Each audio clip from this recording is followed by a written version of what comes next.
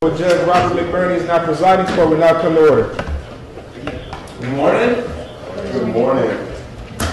Bryce, you ready? Yes, I am. Great. Juror 61 is not here yet. She's running late. She missed the shuttle. She's walking from the left.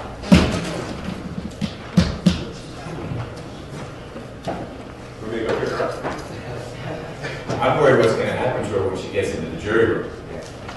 They made it very clear they were ready and they knew who was missing.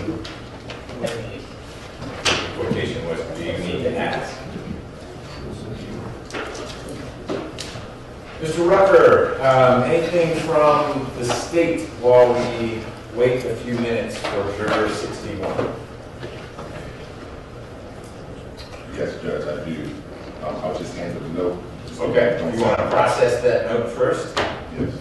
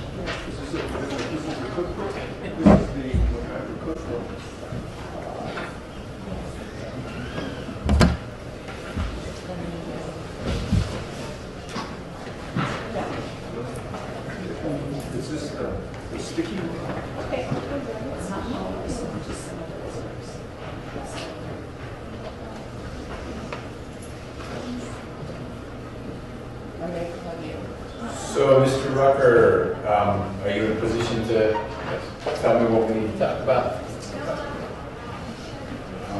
Two things. One, I wanted to report back to the court with regards to what we've learned on the motion to quash. Okay. Motions. Yeah.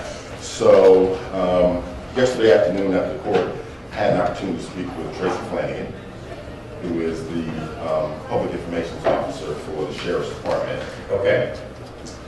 And after speaking with Ms. Flanagan, she will be able to say to the court that she was present for an April 27, 2017 interview that was conducted at the Wright Street facility between Mark Winnie and the defendant. Okay. What she relays to me is that she really generally can say she was there.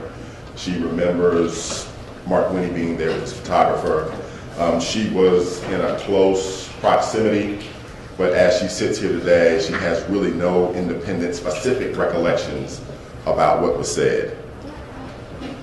Would she say, I could hear what was being said, but I don't remember what was said? Or is it, I wasn't even within earshot? I think what she will say is, I was close enough to be within earshot, but I really wasn't paying attention. Okay. And she's here this morning. I did ask her to come by. Okay. She's She's within earshot, doesn't recall what was said. Is she able to say, but there were 3 deputies right there, or I'm it? I would have been the only person besides Winnie and cameraman and defendant within earshot. I believe she would say that she was the person that was it. Okay. There was no one else within earshot. And when I say scant details, she can tell you, I know they were talking about Mr. McIver's wife. I know they were talking about money, the case, but I can't really tell you any specifics. Okay. She was also present, and I want to say to the court too, on April 27th of 2017, there were 2 news reports released that the state will be seeking to use, both with Mark Winnie, both that occurred at the same time, but the newscast came out, I think one was at 6, the other one was at 11. But your understanding is it's the very same source material. Correct. There was the interview on the 27th. It was broadcast twice, maybe different parts of it were That's broadcast. correct. That's correct. Okay. And then, Your Honor, on April the 28th, the next day, Ms. Flanagan was also present at the Fulton County Jail located at Rice Street when the defendant was interviewed by reporter Morse Diggs. And she relates the same information. She was there, she was present. I don't believe anyone else was within earshot. She can recall the event itself and some scant details, but she did not commit any of the specifics to memory. Okay. The Mark Winnie situation, what you had relayed before, is that you actually didn't have any questions for Mr. Winnie. The parts of the interview you were interested in were contained in what was actually broadcast. That's correct. Okay. Whereas with Morris Diggs, it got more complicated because there were things that were broadcast you could see were coming from Mr. McIver's mouth. He's talking on the screen. And then there's the classic, now here's Morris Diggs, maybe outside the jail saying, and another thing he said was, and I think the quote you were interested in was, the gun slipped out of his hand. Correct. But it's Morris Diggs saying that, not there with the defendant right next to him, who would say, no, that's not what happened. It's Morris Diggs after his encounter with the defendant. That's correct. Is there anything from the Diggs interview with the defendant that was not broadcast that you are seeking to obtain from the media? No. So on the Mark Winnie side of things, it doesn't sound like you're trying to obtain anything. You have what you have. Right. And we can get some defense input on what ought to happen, if anything, with those two broadcasts on, I assume, Channel 2. Correct. With Morris Diggs, you've got the broadcasts. You don't need unshown content. That's correct. But you need Diggs, Mr. Diggs, to answer the question. You just saw what you said. Is that what Mr. McIver told you? That's correct. Okay. And really, if I had the opportunity to speak with him, which, you know, of course, since he's represented by counsel, I have not been able to do, I probably could give the court an even, you know, if he says, hey, listen, I got this from one of his friends, then, you know, of course, then I'll have that. He's in the Mark Winnie category. I can just seek to introduce what was shown, and that would be it. Okay. There's one additional interview. Mr. Winnie also was able to get access to interview the defendant at the North Fulton County Annex. That occurred in June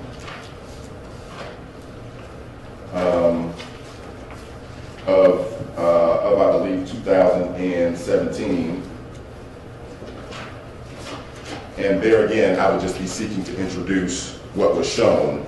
I do believe Ms. Flanagan was present also for that interview, and I believe her recollection would be the same. So this is Mr. Winnie again, Correct. talking to the defendant, That's now correct. at the North Annex, and Ms. Flanagan was present. And your understanding from talking with her is that she'd say, sure, I was within earshot. I'm it, there aren't other deputies. I don't recall any specifics they were obviously talking about. That's correct. Okay. Anything new? I guess Ms. Hobbs, we've covered that. We know what the issues are there. Right. And then with Mr. Schneider, I think you've covered that. It's not one where there's footage. It's trying to figure out who said what about how the gun is charged. That's correct. Okay. That's helpful information. Have you, having gathered that information, had a chance to circle back with Ms. Counts? We spoke as recently as 2 days ago, and I asked her, would she please inquire about a couple of things. One, the source of Mr. Diggs' statement, and also to speak with Ms. Hobbs to gather more information about the communications between Ms. Hobbs and Bill Crane. Okay. And have not heard back from her. And we attempted to call her last night, and we'll try again today. Okay. All right, well, that's more info. I appreciate that. It may be that we need Ms. Flanagan here when Ms. Counts and the lawyer for Mr. Winnie are here, although it really doesn't sound like with the Winnie situation, you need any witnesses. It really is what's the defense going to say about playing those two, well, this is 3 pieces of footage. Correct. Okay. All right. My second issue, just very briefly, Judge, is I wanted to get on your calendar regarding the Skype motion. Ms. Rudder, I did see her this morning, and so she's here and perhaps can make some representations to the court about the state's position and when and if you'd be willing to hear our response. Okay. Is Juror 61 here now? Okay, let's check. Because if she's here, I want us to get underway. Yeah. And I don't mean to keep Ms. Rudder sitting around. So we can set a time that we'll do it. At lunch today, your lunch break, I actually am handling a walk-in civil matter right here, and then I have to go to a meeting, so it wouldn't be at lunch today, but we'll figure out a time. As long as we can just schedule it, so Sure. she can be here. Yep. She's All right. present, Your Honor. Great.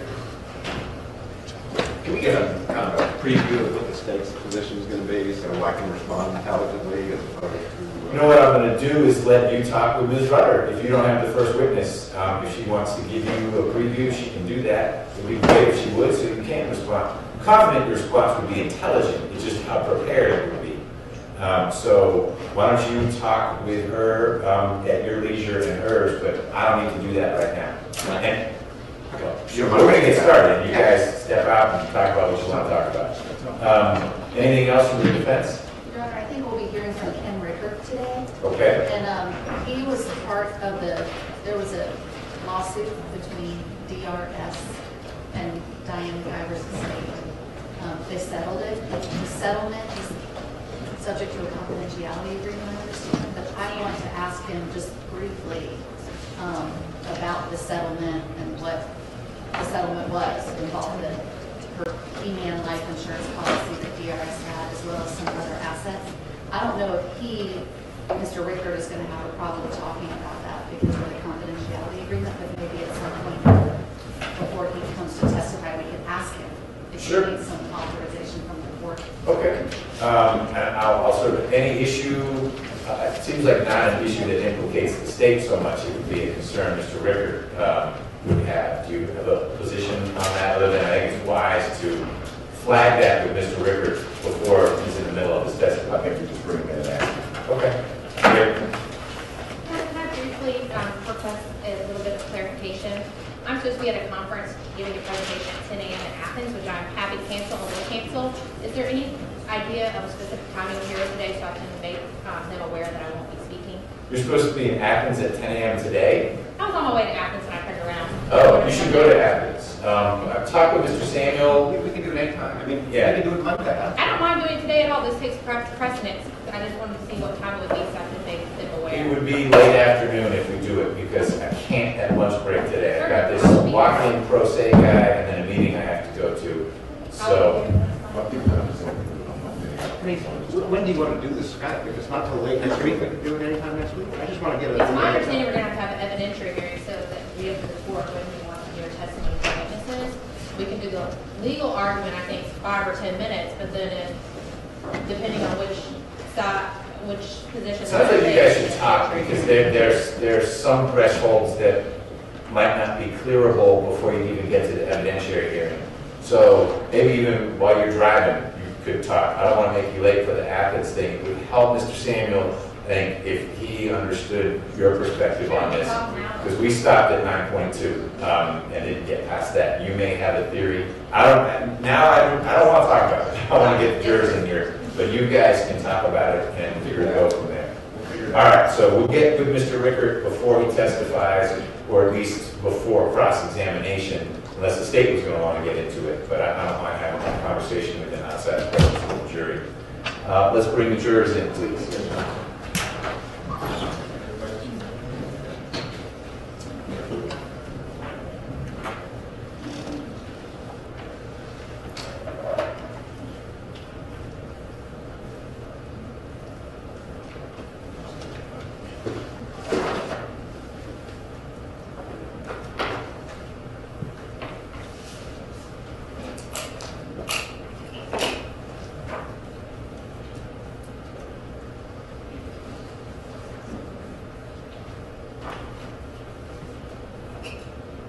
All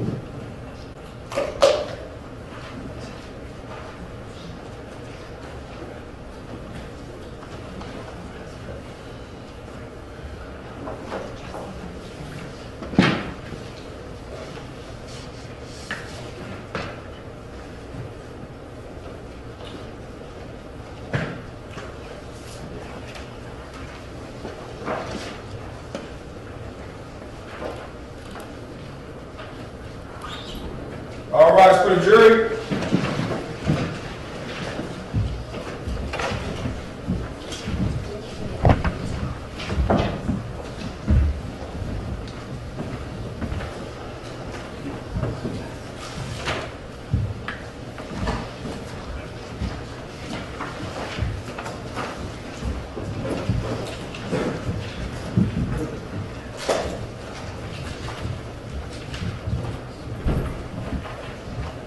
Jury is all present and accounted for, Your Honor.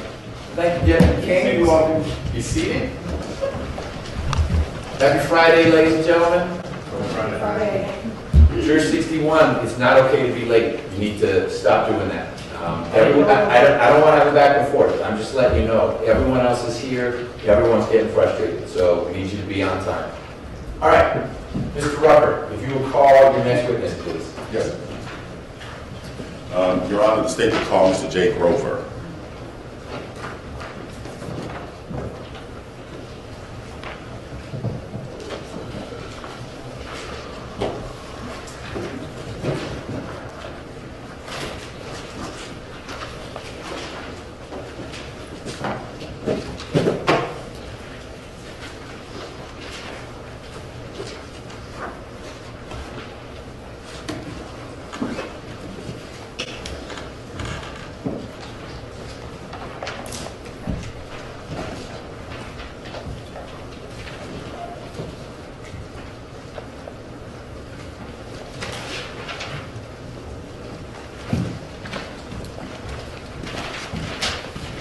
Can you raise your right hand?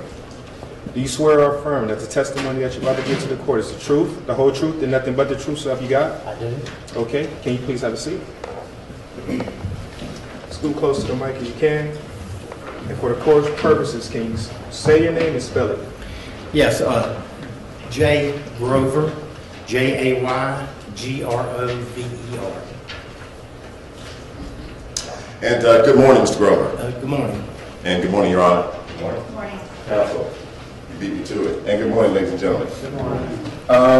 Could you please introduce yourself to the jurors by restating your name and just tell them, sir, where are you currently employed? Good morning. My name is Jay Grover, and I'm a Vice President of Special Projects at the Corey Companies. U.S. Enterprises, probably better known as the Corey Companies. Okay. And can you tell the jurors how long have you had that current position? Since February of 2007. Okay. And can you tell the jurors how long have you been employed at U.S. Enterprises in total? I initially started working for Mr. Corey when I was 15 years old. I pumped gas in one of his gas stations during high school, and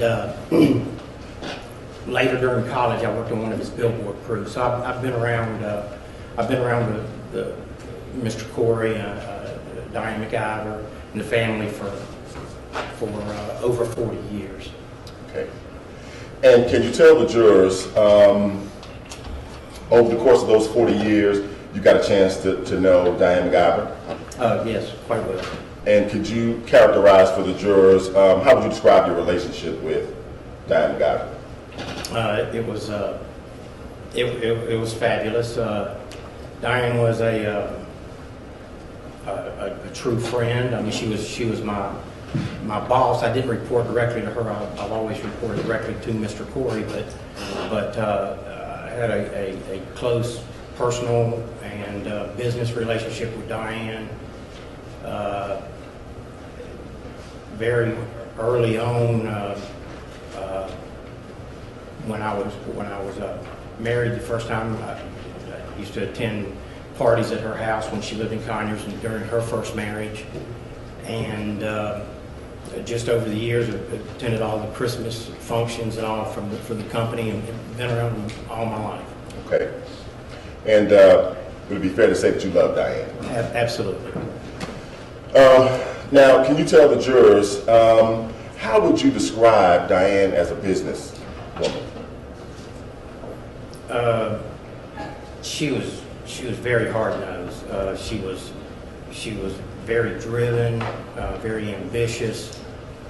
She was, as a business person, Diane was tough as nails.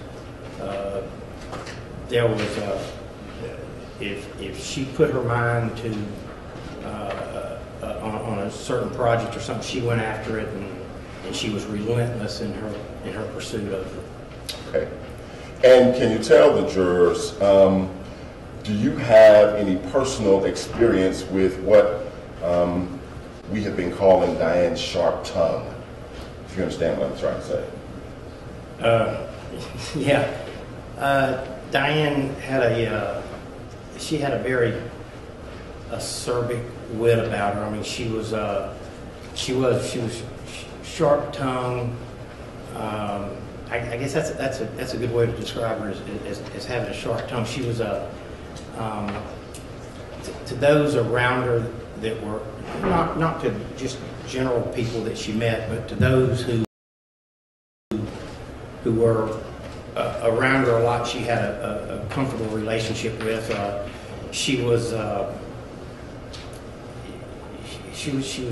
tough on you.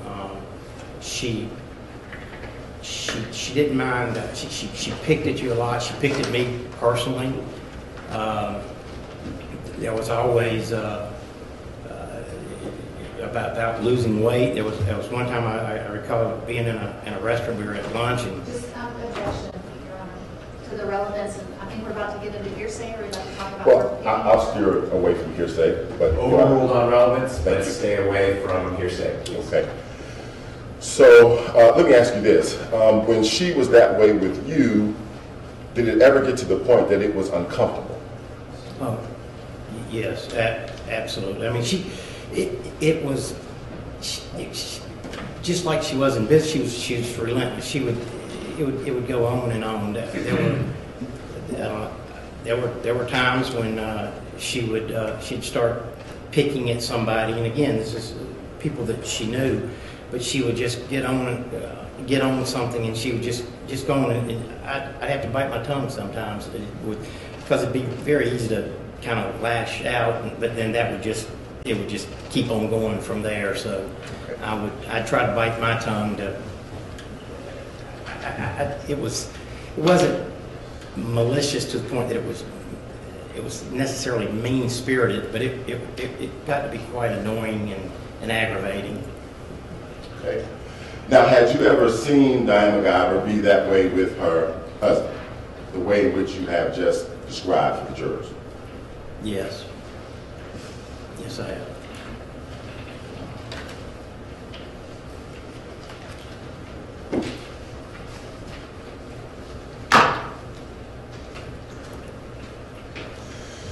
Now, did you know Diane McIver to make loans to her friends?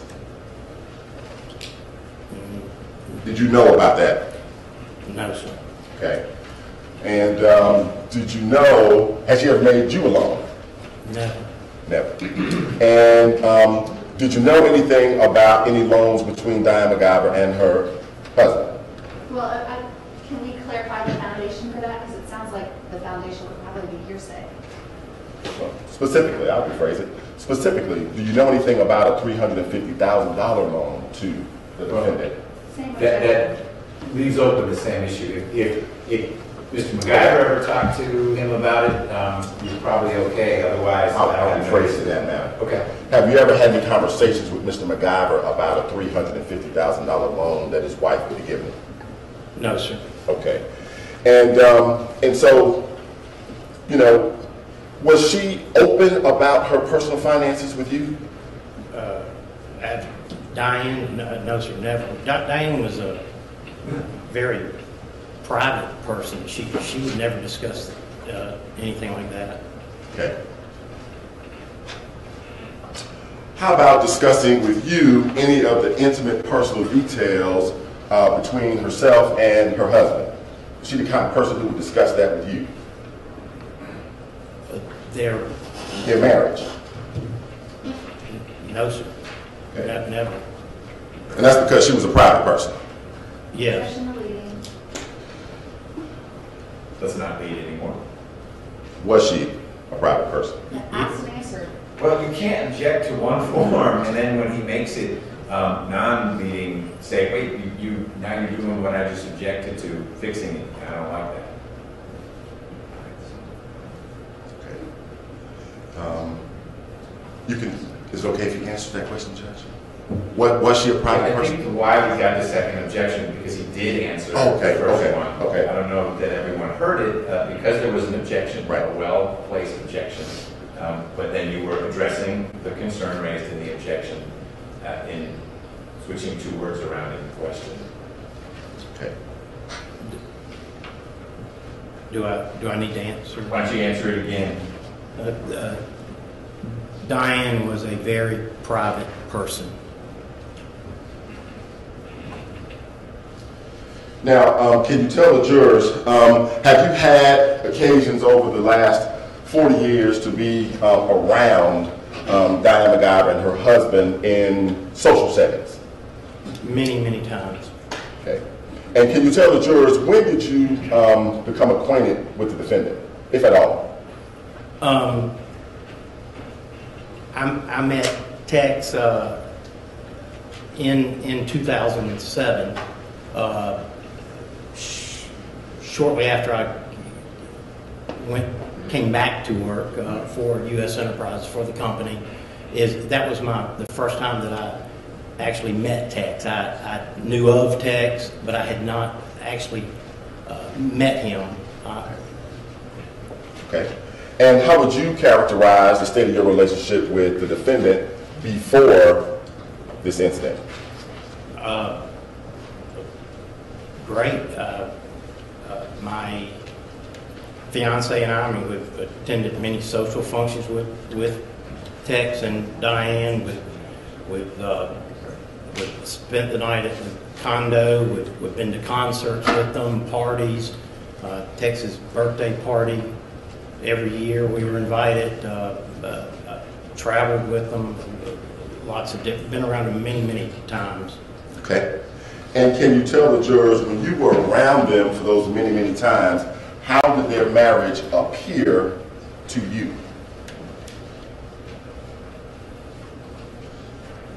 Well, I think their marriage was stable. It's not. I never saw them argue or fuss or anything, but I mean, I wouldn't expect to. I mean, I wouldn't expect somebody to argue and fuss in front of their friends. I mean, I wouldn't do it. I wouldn't expect them to in a normal relationship. Okay. Now, I'd like to speak to you about September of 2016. Okay. Yes, sir. Okay. Can you tell the jurors, how did you learn that something had happened to Diane? Tex called me on Monday morning and told me. Okay. And that would have been Monday, September 26th? Monday, September 26th, shortly before 7 a.m. Okay. And can you tell the jurors, did you actually get the opportunity to speak to him? Yes, he called me on my cell phone. I was at my fiance's house getting ready to get in the shower to get dressed for work, and my phone rang and I answered it, and it was Tex. Okay. And can you tell the jurors, what did he say to you? He said, Diane's.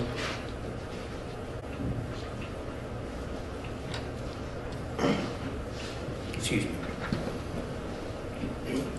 Can I have a bottle of water, please? Thanks. You good? Just water? Yes, sir.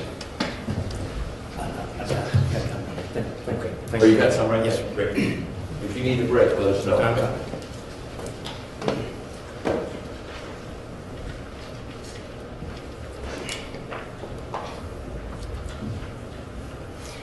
So when we do this, he said, Diane's dead.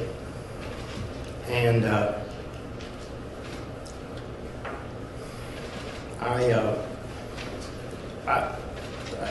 I said, what? What are you talking about? And the only thing I really recall after that is the words car and accident. And I don't know whether he said we were in the car and it was an accident or whether it was a car accident. I don't know. I recall the words car and accident. And he asked me if I would go tell Billy, meaning Mr. Corey. And I said I would.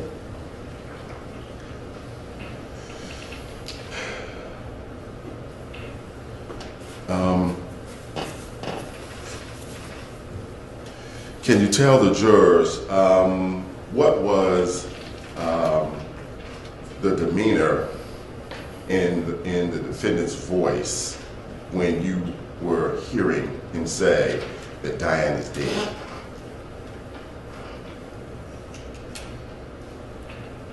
Frankly, I don't recall, Mr. Rucker. I think it was just a matter of fact. He just said it.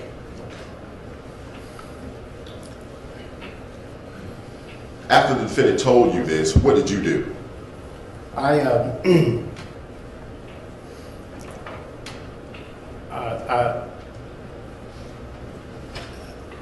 stepped out of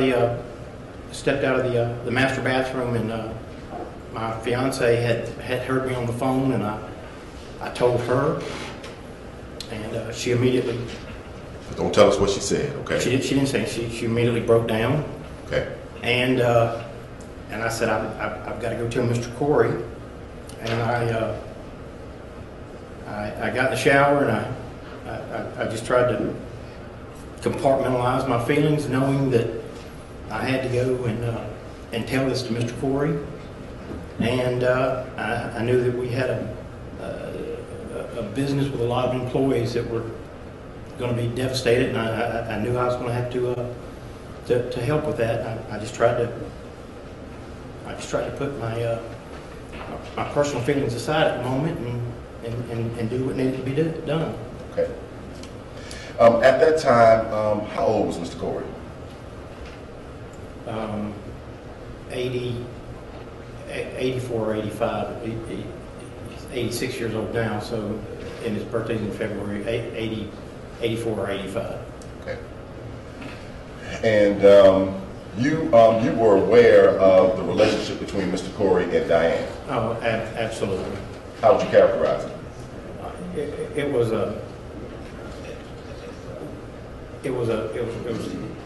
like a father, daughter, husband, wife, best friend, everything that you can imagine. I mean, they shared meals together. When we'd go out to dinner, they would share the same plate of food. Mr. Corey never eat a full meal, and neither would Diane. So they would literally order one meal and split it, and not a day went by that they didn't talk, and it was a very, very close relationship. And he had been her friend, boss, mentor for over 40 years. It was a very, very close relationship. And can you tell the jury, if you know, how about the relationship between the defendant and Mr. Corey? Did you ever see interactions between them? Oh, absolutely. We, and when I say we, I'm speaking of Mr. Corey and myself, we had dinner or cocktails or with the defendant and Diane 2 or 3 times a week, every week, socially. And many times, where would those dinners and cocktails take place? many times at Diane's condo on Kingsborough. That's here in Atlanta, right? Yes, sir. Okay. Now, can you tell the jury, did you make it to see Mr. Corey that morning, Monday the 26th? I did. I left my fiance's house, and I started to his house approximately 10 minutes away in Conyers to his estate. But before I arrived there, he actually called me. Okay. So don't tell us what he told you, but let me just ask you this. Ultimately, did you all end up in the same car together, or vehicle? Yes, I also live on Mr. Corey's estate, and he picked me up from my house just a few minutes later, and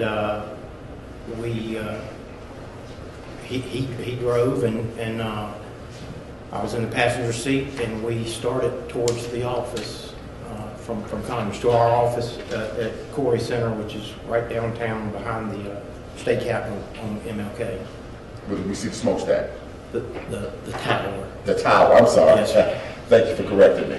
Yes, The sir. tower. Actually, It was a Georgia Power steam plant, and it was a smokestack. It never actually had smoke coming out of it, but that building and that tower, they produced the steam that heated the buildings in the downtown area. back in the day when steam heating. Yeah, yes. It was actually only used for like 18 months or 24 months, not for a long period of time before. And then Mr. Corey bought the building in the early 1990s. And can you tell the jury, did you actually arrive at the office with Mr. Corey? I did. Okay. And can you tell the jurors, during those early morning hours there, Monday the 26th of September, did you have any other phone conversations with the defendant? At any point or during the ride-in? During the ride-in. During the ride-in, no, sir. Okay. Can you tell the jury, after you spoke to the defendant, can you tell the jury, did you know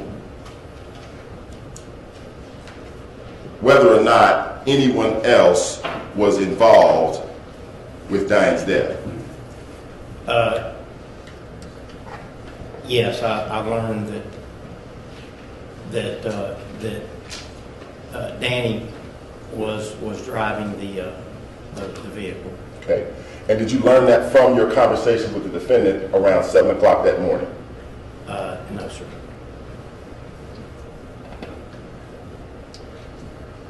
After you learned that Danny Joe had been driving the vehicle, did you actually get a chance to talk to Danny Joe? I did. I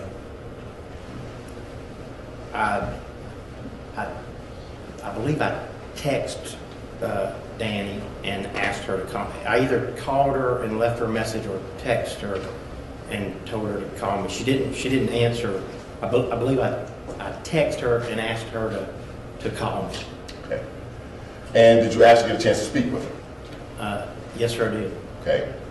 And I'm not asking you to tell us what Danny Joe told you, but did she tell you the details surrounding how Diane got shot and ultimately died? Yes, sir, she did. Now, when you spoke to the defendant earlier that morning around 7, did he tell you the details surrounding how Diane got shot and ultimately died? There was no mention of her being shot when I spoke to him on the phone. He didn't even tell you that she had been shot? No, sir.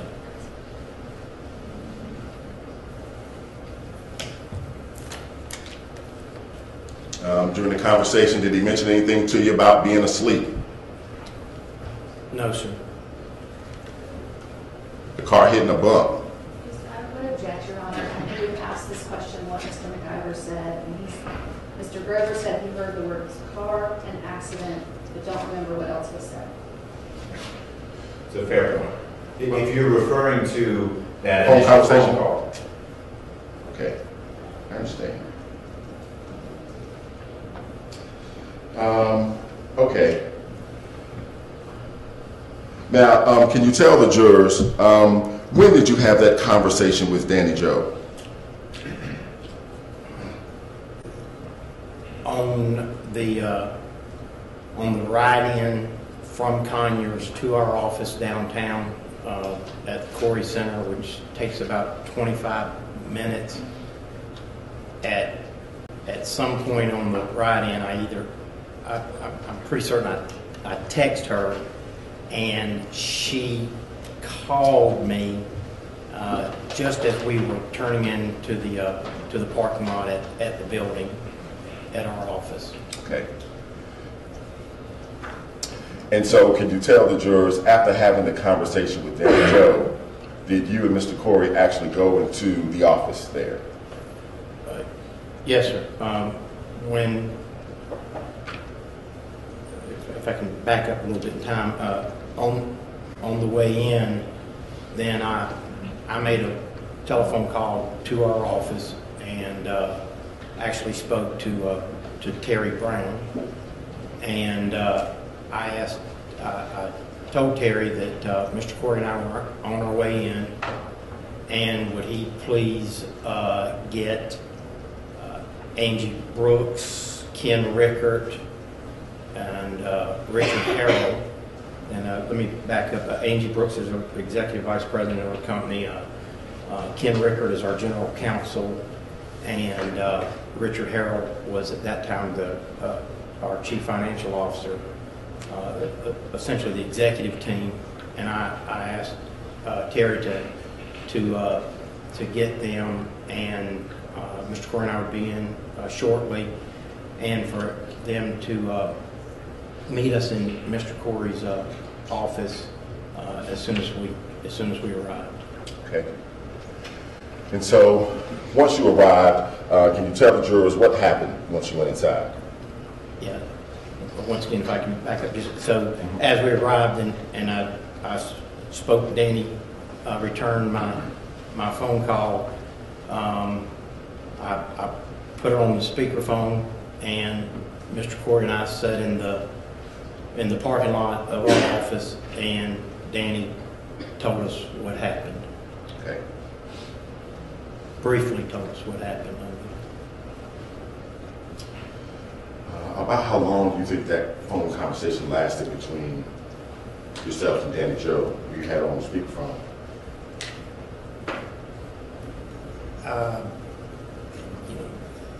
I would say something less than 10 minutes. I don't know exactly.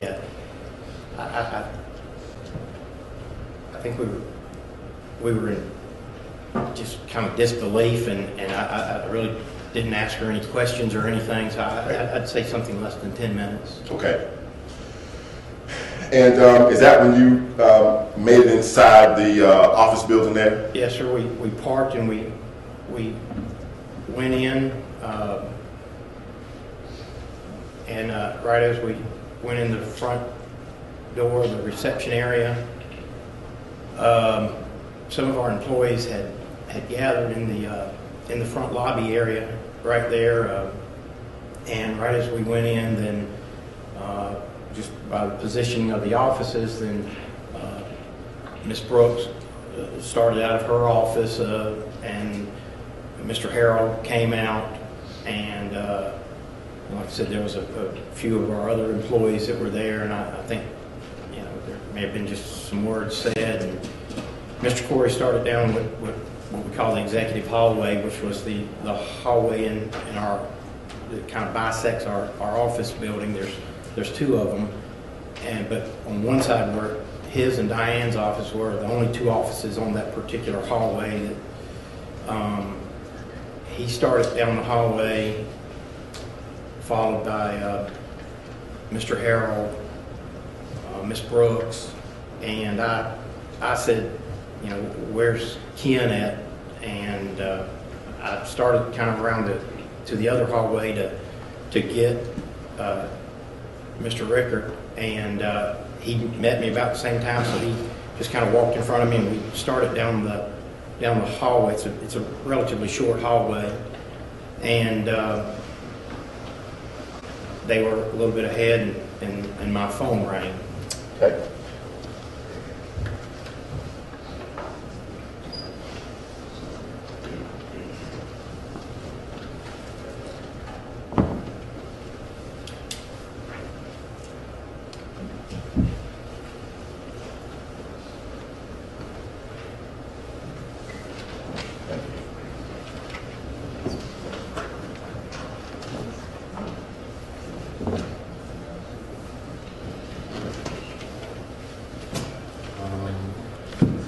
Let me set this up briefly. And first, let me show the council. Yeah. Yes. Which number? 153. 153? Yes, sir.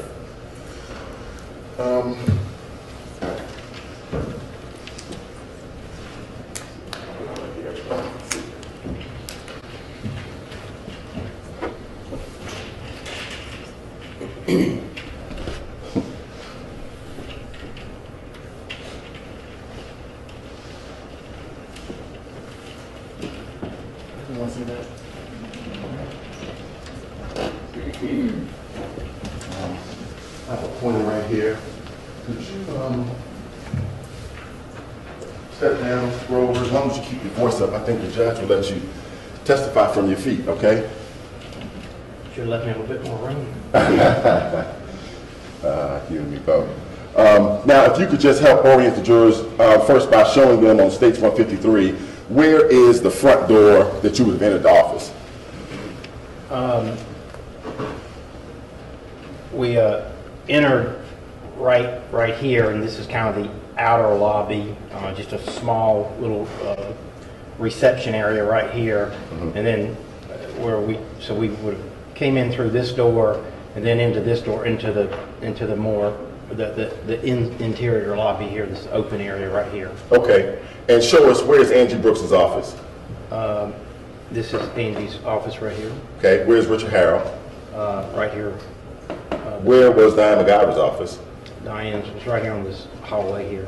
And where's Mr. Corey's office? It's right beside hers. This is, again, the executive hallway. It's the only two offices, and these doors can be closed off on each end. They are, in fact, closed off and locked, you know, in the evenings, and just this to separate this area.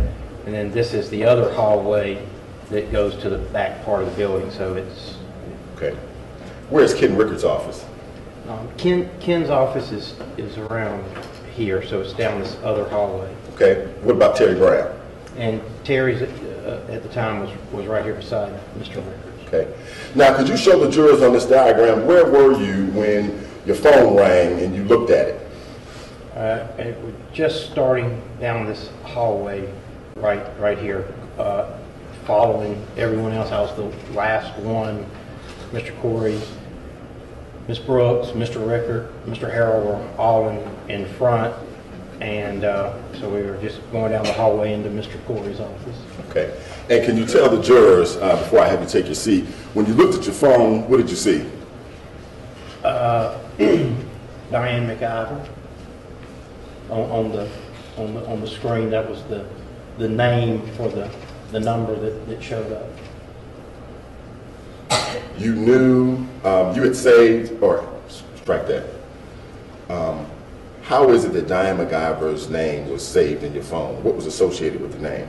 Well, that her home number, so it would have been her home number, her cell phone number, all were saved in my phone. Okay. Under the name Diane McIver. Under the name Diane McIver.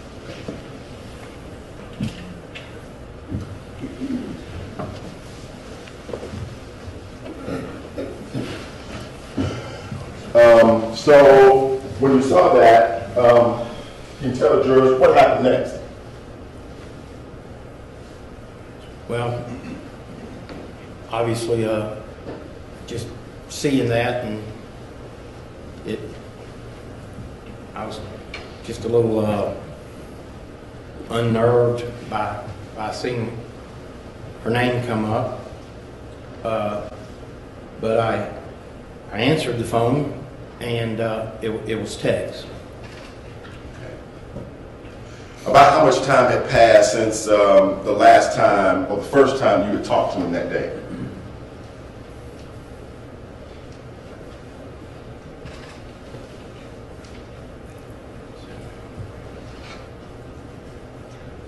I'm going to guess something between 3 and 4 hours. First time was around a little before 7. This was maybe 10, around 10 o'clock. Okay. And can you tell the jurors, did you have a conversation with him at that time? I did. Okay. And can you tell the jurors, what did the defendant say to you at that time, around 10-ish or so that morning? He said, "Hey Jay, it's Tex," and I said, "Hey Tex," and he said, "Look, the press has gotten hold of this already, and you know, some bad things may come out about Diane, but I just want you to remember that she loved you." And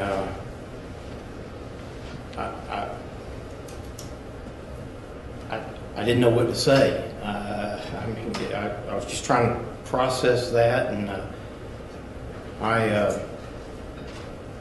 said, "Look, we're just walking into Mr. Corey's office for a meeting. Here, let me give my phone to him." And I handed my phone to Mr. Corey, and I just sat down. The others were in Mr. Corey's office, and I just sat down, and it was just a brief conversation with Mr. Corey, and I don't even know what they said or anything. And he handed me my phone back, and I just put it away.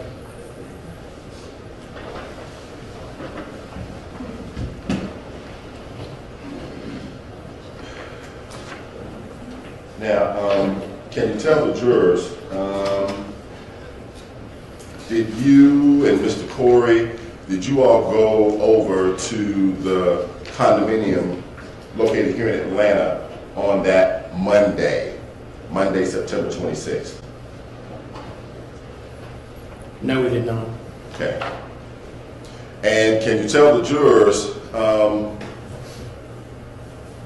on Tuesday, September 27th, can you tell the jurors what happened that morning?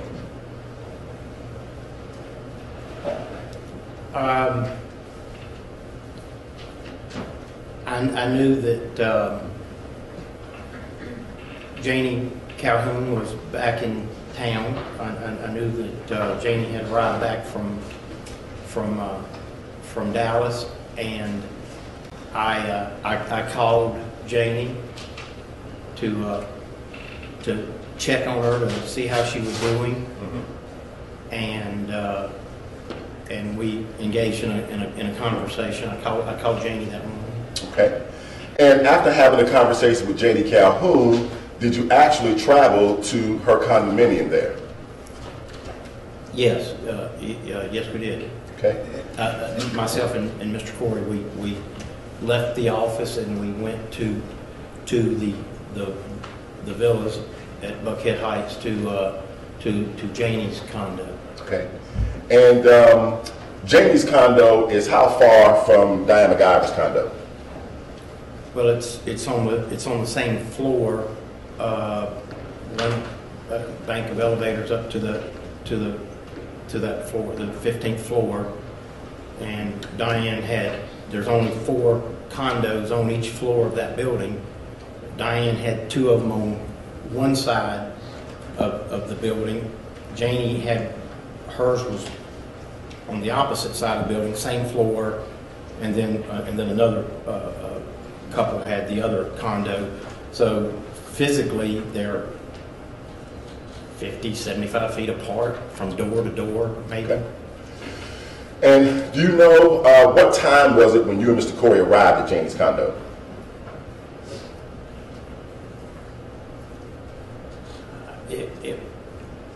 I'm going to guess it was around mid-morning, I believe around 10-ish, something like that, 10, maybe a little later.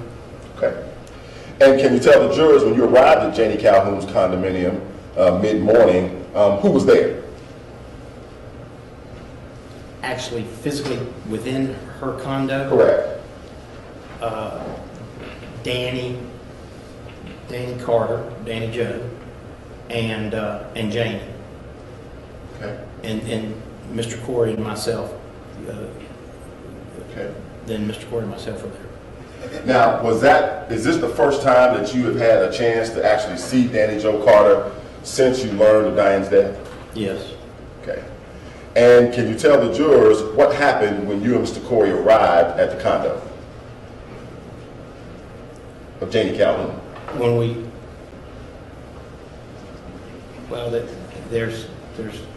first arrived at the building, we went upstairs, and as we stepped off of the elevator, then Tex was in the lobby area between the 2 condos on his cell phone, and that was the first time that we had also seen him. And he was on the phone, and we just kind of and we walked on and went directly into Janie's condo. Okay. This is Text Exhibit number 73.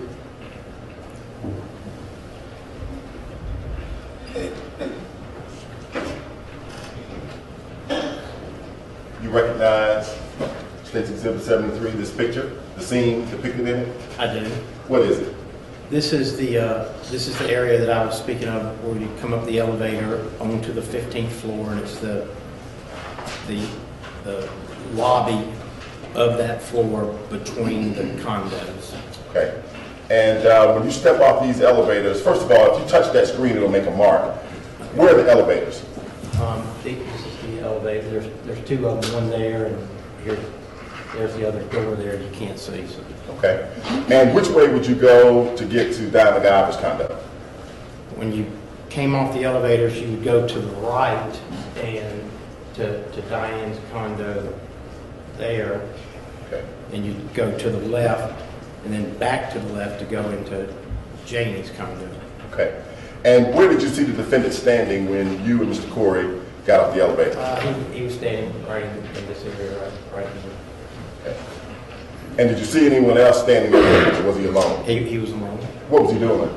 On his cell phone. He was on the cell phone? Yes, sir. And was there any conversation had between you and the defendant at that time?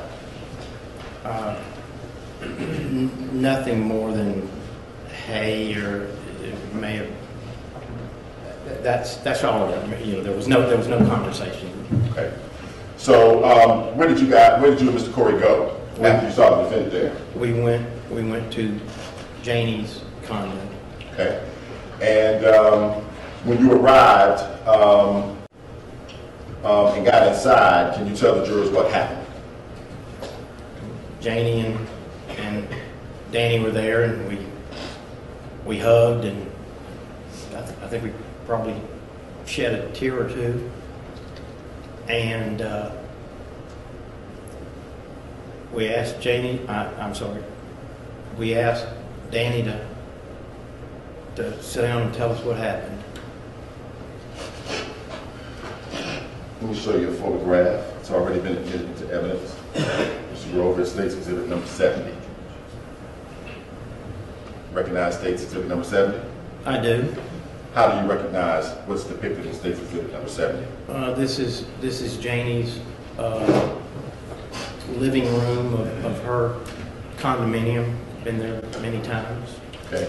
And can you tell the jurors, when you asked Danny Joe to sit down and tell us what happened, were you in this room?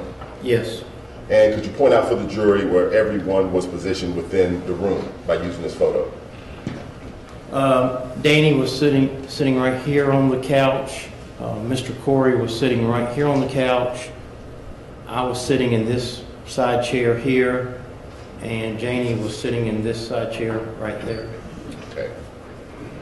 And don't tell us what Danny Joe may have said to you, but did she tell you some details about what actually happened on the inside of the SUV? Your Honor, I object. It's still hearsay, I think, with the content of the conversation generally about what happened inside of this. Okay, I'll allow the question. At that time, did Danny Joe Carter give you details about what happened on the inside of the SUV? Yes, sir, she did. How about any events that would have occurred at the hospital after the shooting? You recall if she told you any details at that time? At that time, no, sir. I do not recall her saying anything at that time. Okay. Now, can you tell the jury, after having the conversation or hearing what Danny Joe had to say, what happened next?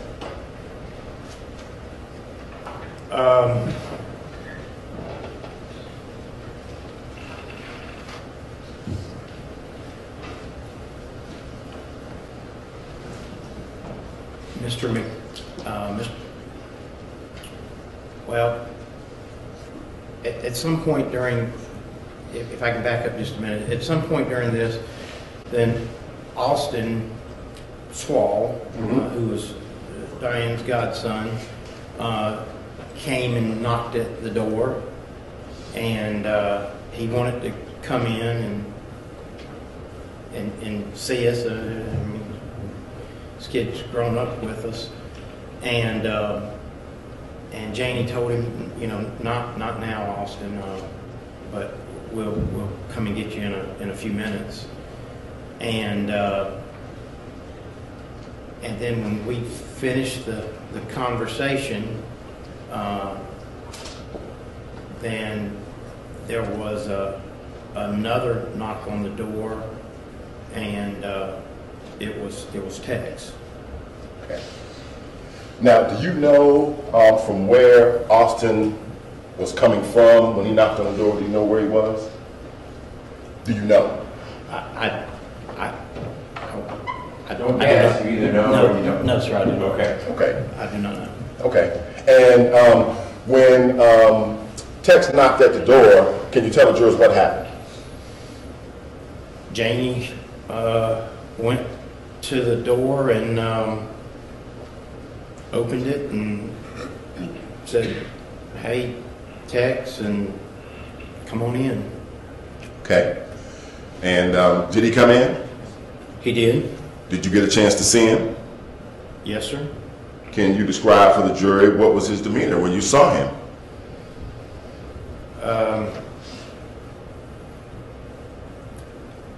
It seemed like Tex. There was nothing remarkable that I recall.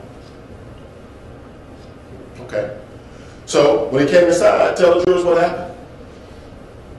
Well, we sat back down.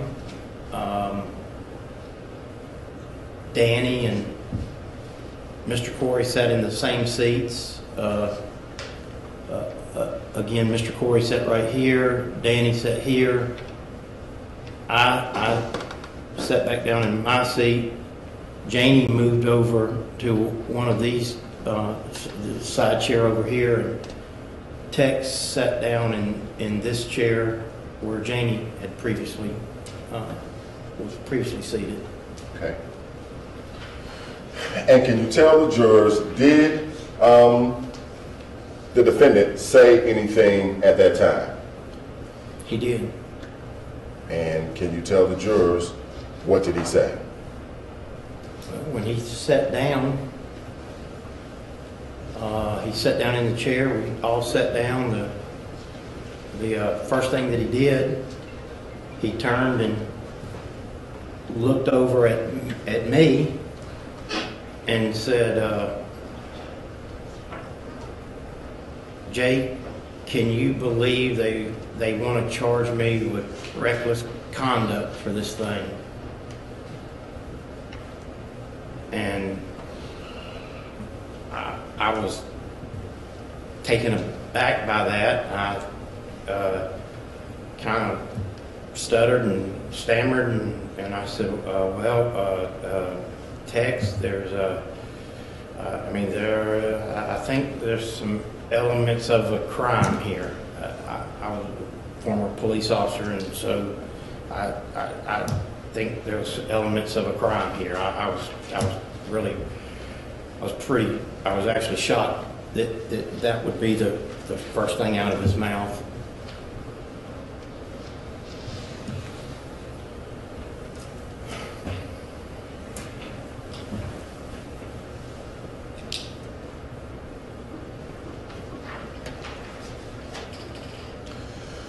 Now, can you tell the jurors, during the time that the defendant was there in the condominium that belonged to Jeannie Calhoun, in the presence of Mr. Corey, did you ever hear Mr. McIver give any details regarding what occurred on the night of Diane McIver's death?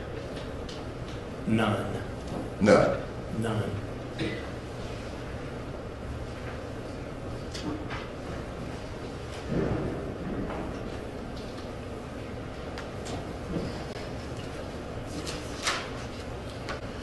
Can you tell the jurors,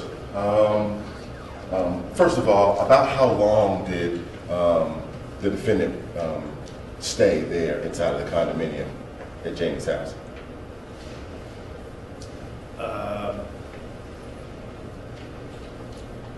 10, 15 minutes. He got a phone call. Okay. And did you actually hear his phone ring? I did. And was he still sitting in the chair, like right alongside you? Yes. Sitting in the other side chair adjacent to where I was sitting. Okay. Can you tell the jurors, when he got the phone call, did he say anything to you? He did. Can you tell the jurors, what did he say to you? As he pulled his phone out, he looked down at it and he said, and looking to me, he said, this is my PR guy, Bill Crane. Jay, don't you know Bill? And I said, yeah. And he said, I got to get this. And he answered the phone and got up and walked out talking on the phone.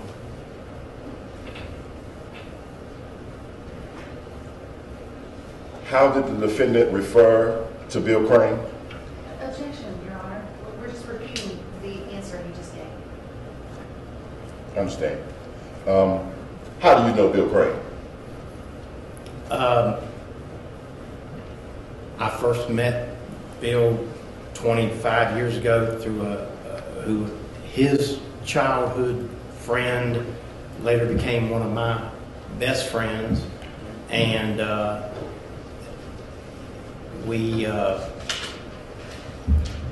when I first met him, we reconnected 5-6 years ago when our friend got sick and later passed away, and so Bill and I kind of reconnected. Okay. That way. Okay. Who is Bill Crane? What does he do?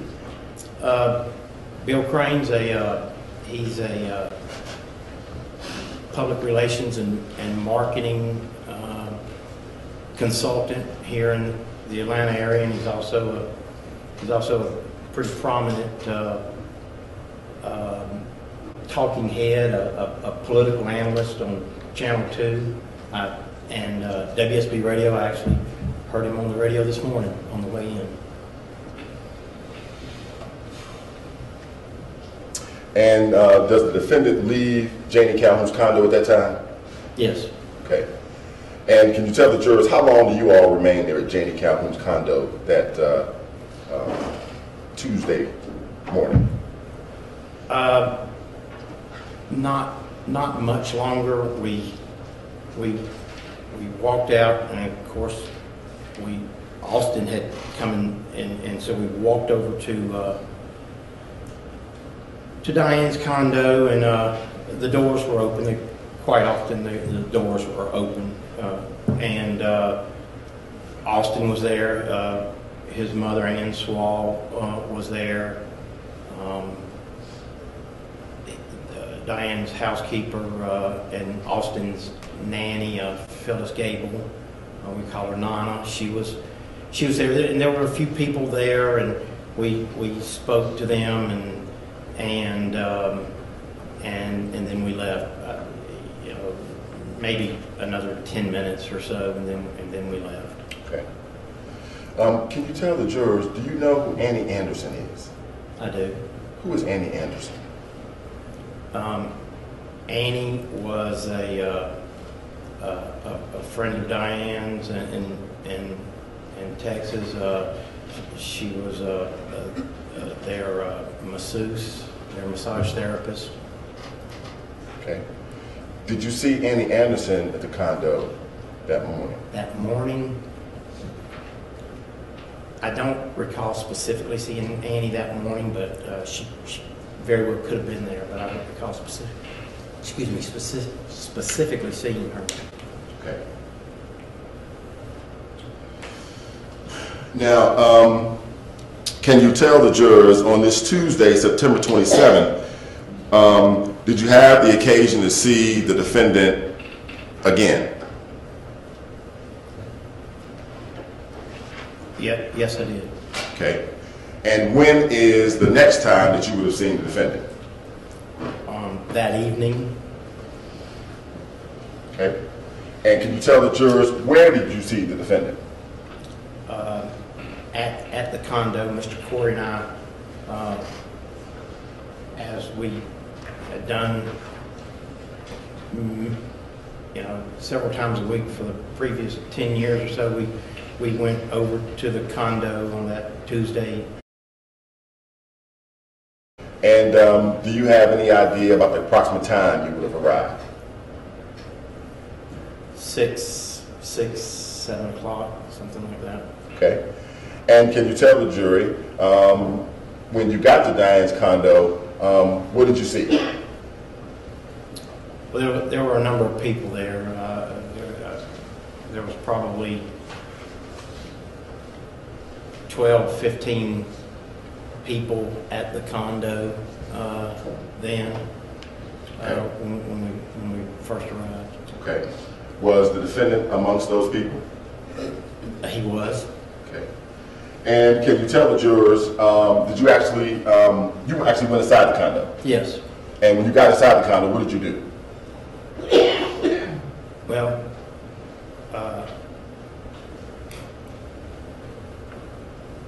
sure greeted the people, and then basically I went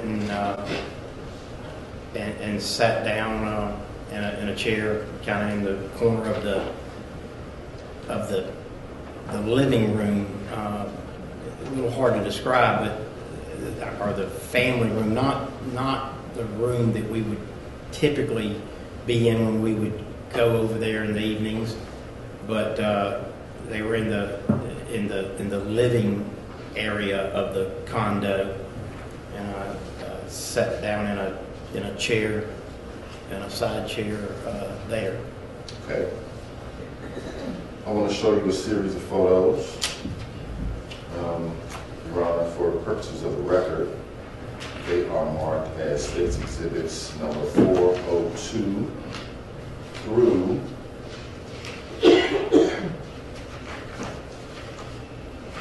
410, sequentially without giving any numbers. Okay. You've had a chance to see those, Mr. Whitehall? Yes, Your Honor. Is there any objection? Okay, I was just tendering to evidence, Judge, this time. 402 through 410 are admitted. Just for the record, just flip through each one of these photos, Mr. Grover, and then just tell the judge whether or not you can say that they fairly and accurately reflect the inside of Diane McIver's condo.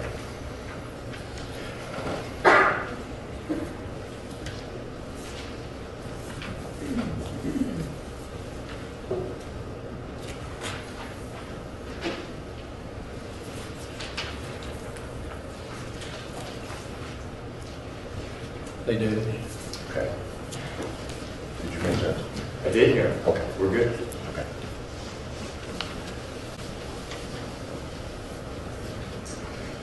I want to show you State's Exhibit number 410. And can you explain to the jurors what we see in State's Exhibit 410? This is from the dining room of the condo, looking back into what I would describe as the living room. Okay. And in this photograph, are we able to see where you were sitting? Yes. Where is it? I sit in that chair right there. Okay. Can you make that dot a little bit bigger for the jurors in the back? Okay. That's a big dot. Yeah. Good job.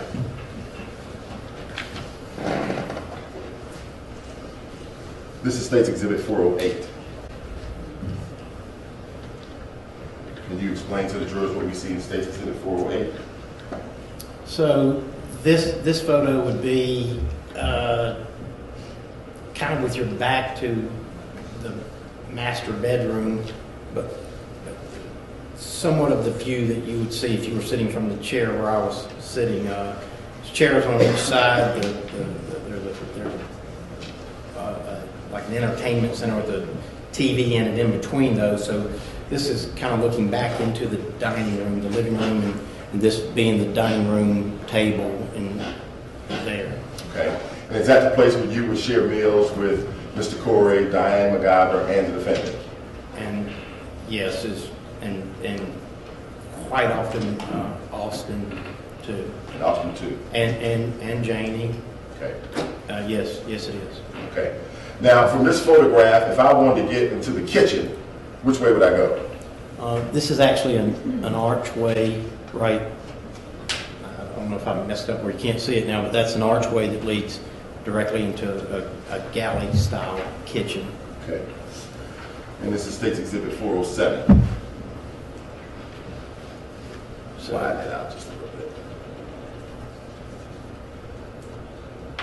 That's the galley-style kitchen? Yes, sir.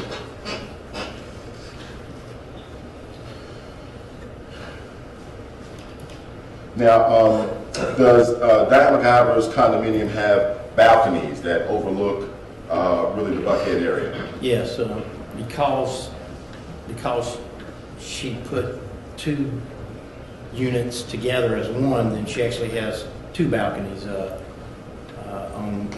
opposite sides of the building. Okay. This is State's Exhibit 406. Recognize that? Yes, sir. What is it? That's looking out onto one of the one of the two balconies. Okay. And is that balcony, is it adjacent to the dining room area that we just looked at? Yes. Okay. Now, you say that Diane McIver put two condominiums together, is that correct? Yes, sir. Okay. And so what was contained in the other condominium? Did it look just like this one? No, sir. It was different. On the other side was Diane's custom design closet and dressing room. There was a large wine room, entertainment room, and a guest bedroom and bathroom. Okay. State's Exhibit 404. You recognize that? Yes, sir. What is it? That's the pit group that's facing the flat screen television in the area I just described. That's approximately half of the of that entertainment area. In the second condominium? Yes, sir. Okay. This is State's Exhibit 405. Can you tell the jurors what we see here? That's another view that shows really kind of the other part of the, so this would be the same pit group that you were just looking at. This is taken probably from about the doorway of the guest bedroom, looking back into that part of the condominium. Okay. And can you tell the jurors, what is this right here? It's a wine cooler. Wine cooler. Yes. Did it go like almost from the floor to the ceiling? Yes. And what are these things here? Those are wine racks. So the cooler, the wine racks, that's also a cooler right there, and a bar sink. Okay. Did you know the defendant to drink wine? Did you know the defendant to drink wine? Absolutely. Why do you say absolutely? I don't think that there was ever a time, that I was around them in a social situation that they didn't,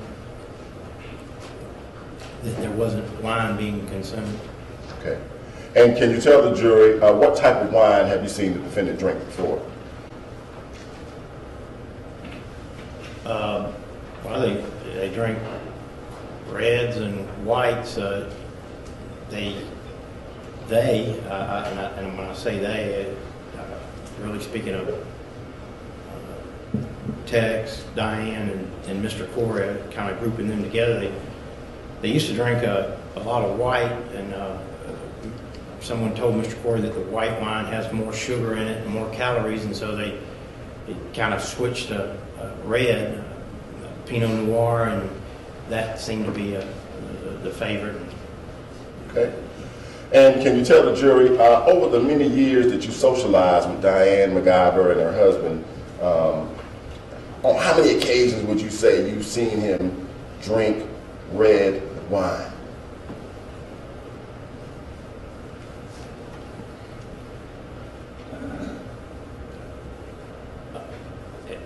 At least 100. I mean, that's a real I understand. broad guess, but I understand.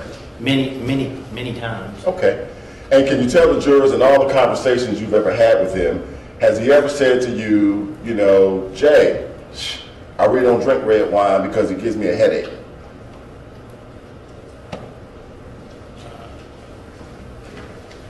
I've never heard that, but I guess if you drink enough of any wine, it'll give you a headache. You might have a point there. I've never heard that. Okay. He's never told you, hey, I just had a couple of sips of wine, and so now I have a headache. You ever tell you anything like that? No, sir.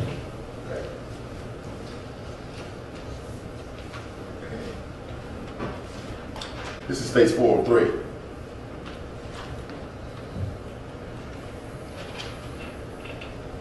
In State's 403, can we see, what do we see? The built-in wine racks in the entertainment part of the condominium. Okay. And you have any idea how many bottles of wine that they had in their wine rack? Any idea at all? Just there, or just in the condominium, or? Oh, yeah, just in the condominium. Several hundred. I mean, several hundred bottles of wine. Okay. They were quite the connoisseurs of fine wines. And can you tell the jurors, why did you kind of catch me and say, am I just talking about how many bottles of wine there in the condo? Did you know them to have wine in other places? Oh yeah, I mean, this was the small collection of wine here. ranch in Eatonton, there's a fabulous wine cellar, beautiful there that had many bottles of wine. There's a photograph of State Certificate number 41 on the screen. You recognize that? Yes, sir. What is that? That's a photo of part of the wine cellar at the ranch in Eatonton.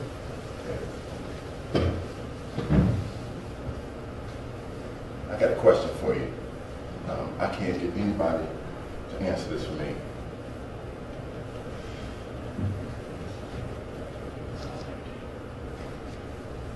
Can you tell the jurors, what did you call a bottle of wine that is that big? Do you know? I don't know the official name, but no, sir, I don't. No. But I think that. Well, I don't want to guess. I believe I recognize that bottle though from an event, but But you don't know? no, sir. Okay. I still don't get the question answered. Okay. Now, can you tell the jurors, when you arrived at the condo that Tuesday evening with Mr. Corey, what was the mood like in the condo? I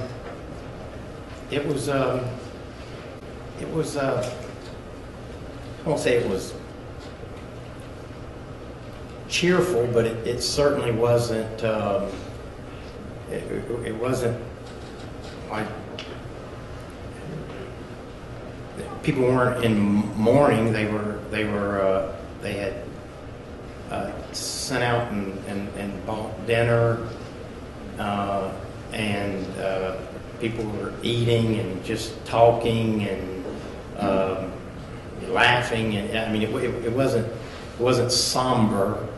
I won't say that it was, over the top. It wasn't a party, but it certainly wasn't somber or anything like that. Okay. And so can you tell the jurors, did you remain in the condo or did you leave? No, I didn't remain in the condo. It just seemed so. I'm sorry, can I object? I think you answered the question, and anything else he's going to say would be non-responsive and not relevant. Okay. Why didn't you stay in the condo? It's an objection. I thought the objection was non-responsive. But also, so now relevance. What's the relevance of why he didn't stay? Well, it goes to explain his actions because he left the condo and went somewhere, and then, without speaking from the jury. Sure, so why don't you just figure out, ask him where he went? Okay. And if there's, Okay. I'll be able to better process the concern when we see where you're going. Okay. So after seeing the mood in the condominium, did you leave? I did. Where'd you go? I left the actual condominium and I went down into to the parking deck to level P3. That's the designation of that particular part of the parking deck for the condo building. Okay. And when you got down to level P3, did you see anyone? Yes, and that's why I went down there, because Austin Schwall and Jim Hickey, another friend, had gone downstairs. Austin wanted to throw the football. Jim formerly played at the University of Georgia. And he's a big guy and he's a football player, and went downstairs to throw the football with Austin, and I wanted to get out of the condo, so I went down there and joined him. Okay. And can you tell the jurors why you were down there with Mr. Hickey and Austin? Did you see the defendant? Yes, I did. I did not know that Tex was down there, but when I walked out into the parking deck there, then Tex was down there also talking on his cell phone. Okay. And this is, do you know about what time in the evening on Tuesday this is? Trying to put in context, it was within probably a half an hour, 45 minutes or so from the time that we arrived. So if that was at 6 or 7, this is approximately 45 minutes, 30 minutes or so after that. Okay. Let me show you just a couple of photos. This is State's Exhibit number 83.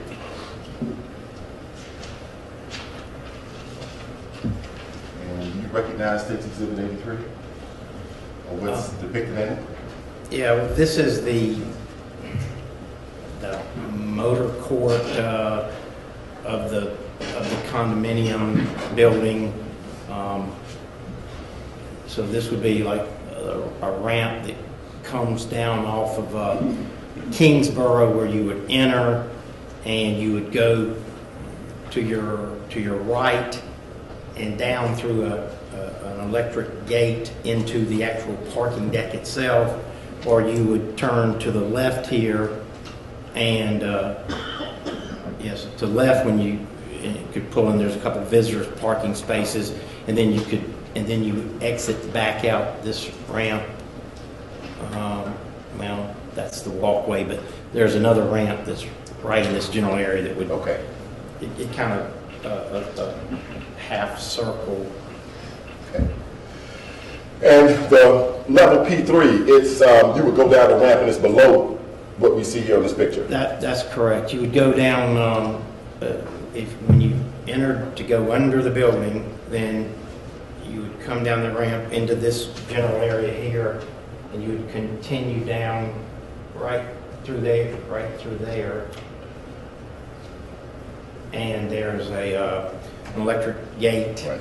that's controlled by a remote, only for the people that live there, and then Okay. that was the P3 level. Okay. So can you tell the jurors, while you were down on that level and you saw Mr. Hickey and Austin and the defendant on his phone, did the defendant say anything to you at that time? Did y'all have a conversation? Yeah, we kind of we were tossing the football while he was on the phone, and then he apparently finished his call, and he and I kind of gravitated toward one another, and right there while Austin and Jim continued to throw the football, and Tex and I had a conversation. Okay. And can you tell the jurors, what did he say to you at that time? He asked me if I knew anything about Social Security and Social Security checks.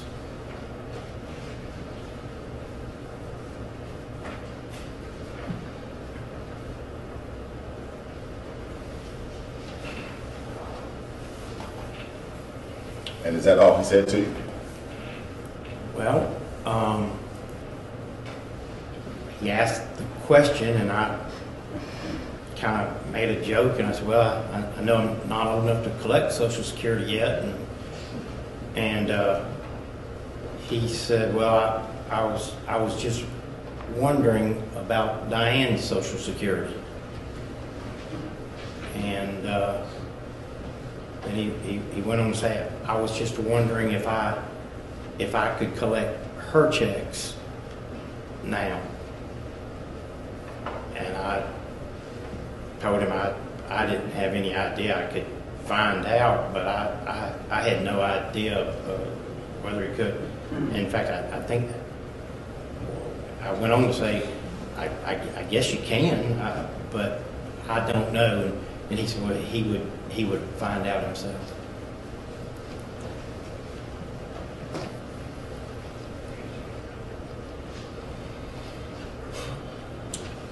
Who is Les Ball? That's Les is Janie Calhoun's husband, Janie Calhoun Ball, but it's Janie's husband. Okay. And can you tell the jury, sometime around this encounter with the defendant on the P3 level of the parking garage, when he asked you about collecting Diane McIver's Social Security checks, did you see Les Ball? I did. And can you tell the jurors what happened when you saw Mr. Ball? Well, just as Tex and I were standing there and Jim and Austin were continuing to throw the football, then Les came down and came out into the parking deck also. Okay. And speaking of Mr. Ball, do you know whether or not he is suffering from a medical crisis right now? Yes, I do, and he is indeed. Okay. Did you see any interactions between the defendant and Les Ball at that time? Yes, sir, I did. Okay. And can you tell the jurors, did they actually have a conversation? They did. And were you close enough such that you could overhear the conversation? I was. And can you tell the jurors, don't tell us what Mr. Ball said, but can you tell the jury what the defendant said? Yes, sir. Please do so. He asked Les if he knew anyone in Oklahoma. And then he made the statement that he was trying to get on the board of directors of a tobacco company in Oklahoma, and it paid $100,000 a year just to be on the board of directors.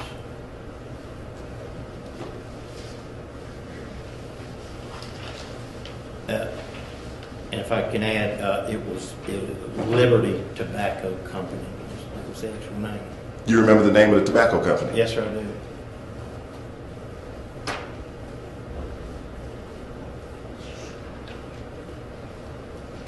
And this conversation was on Tuesday, September 27th in the evening? Yes, sir, it was.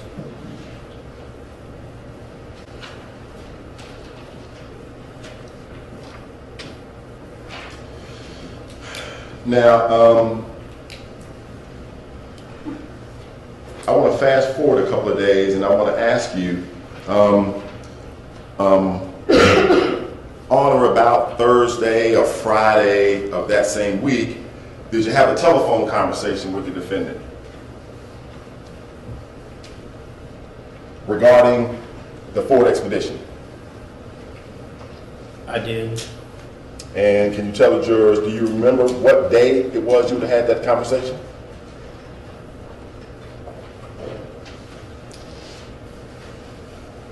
I think there were probably there were several conversations about the expedition. Just the first one. We'll start with the first one. If you remember. I don't remember the exact day or date, and again, we actually had a couple of conversations. There was one on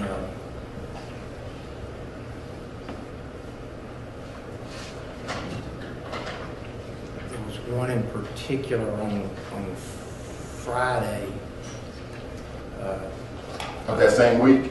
Yeah, if refresh my memory as far as the actual date. Okay.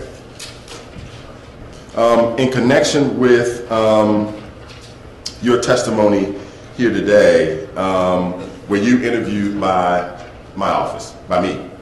Yes, sir. And were there notes that kind of summarize the content of the interview that we had with you? Yes, sir. You've had a chance prior to today to review the notes? I have. And in fact, have you made corrections to the notes? I made some corrections and some additions to the notes. Okay. Do you think if I allowed you to see a copy of those notes, that might help to refresh your recollection about what day you would have had the phone call conversation with the defendant later on that week? Yes, sir. Okay.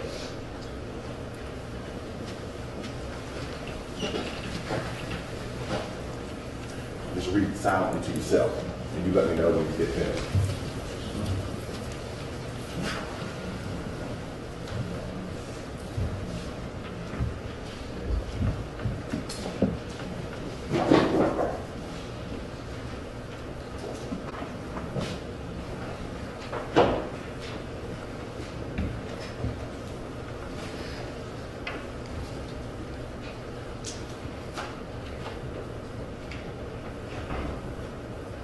Yes, sir. Okay. Now, having had the opportunity to review your notes, is your memory refreshed about when you would have had this conversation? Yes, sir. Could you tell the jury when? Again, I don't know the exact date, but it was on the Friday of that same week. Okay. And can you tell the jury the phone conversation, it was actually with the defendant? Yes, sir, it was. Can you tell the jury, what did he say? We had a conversation about a friend of mine purchasing the SUV, the Expedition, the Ford Expedition. The one that was involved in this incident? Yes, sir. And during that conversation, did you learn whether or not the defendant actually had regained custody of the SUV at that time from the police? Yes, sir. What did he tell you? That he had the SUV and that it was hidden at James Hughes' house. Who was James Hughes? James Hughes is a friend and many of the people. I mean, myself, Mr. Corey, Tex, Diane. He's a handyman. He works for us. Works for the Corey company part time. He cleans our offices, but he does detail work on cars. Okay. He's a jack of all trades. Okay. And did the defendant tell you why he had the car hidden down at James Hughes' house? To keep the press from getting pictures of it. Okay. And what was the conversation like, or what was the conversation about between you and the defendant about selling the car to your friend? Tex wanted to sell the vehicle, and my friend Mike West, I had told Tex that my friend Mike West wanted to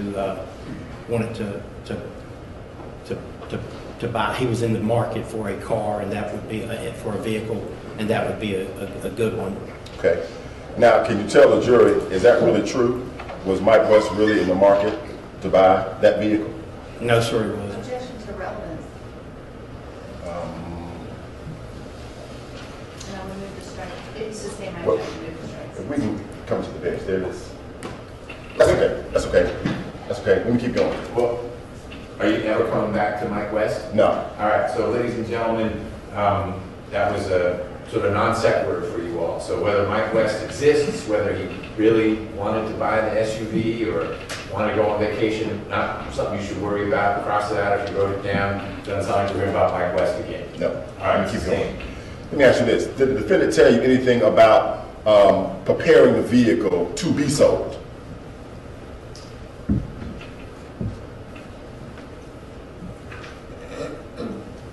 Yes, he said that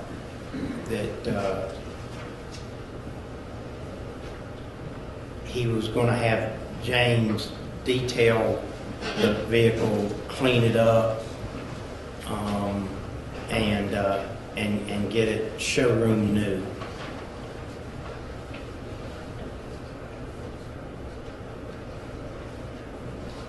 And by cleaning up the vehicle and detailing it and getting it showroom new, Did you understand from the defendant that would occur on the outside of the vehicle as well as the inside of the vehicle? Showroom new to me would be inside and Objection, outside. objection. If he could just limit his answer to what Mr. McIver said, Okay, please. fair enough. So you were responding to the question. The question took you somewhere where we didn't need to go. Your sense of what it meant, just whatever Mr. McIver told you is what we go by. Yes, sir. Okay. Now, I want to stay in the same conversation that you were having with the defendant on Friday, okay? Okay? Yes, sir. Now, can you tell the jury, is there a reason why Friday of that first week and this conversation sticks out for you? There is. And can you tell the jury what? Well, at this point in time, then when Tex would call me, then I would put my phone on speaker so others could hear the conversation, and that's what I did on this call. And I put it. I was in my office, and he called me on my cell phone.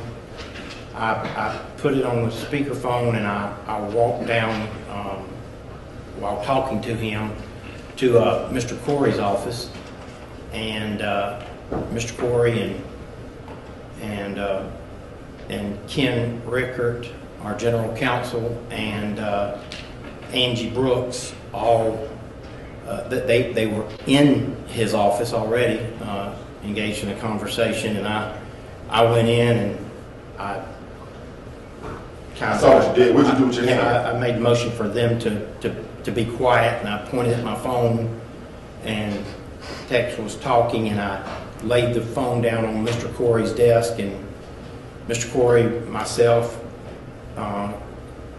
Ken, and Angie could then hear the conversation on the phone. And could you tell the jurors what did the defendant say at that time? We were finishing up the conversation about the SUV, and he said, "I've got to run. I got to go down and see my lawyers. They want me to get down to their office and see them right away." And and I believe that I asked, what's going on, and he said they're jumping up and down, and they say that I. And you're about to use a bad word, aren't you? I was going to use a bad word. I want you to say exactly what he said. He said they said that I have fucked up the case.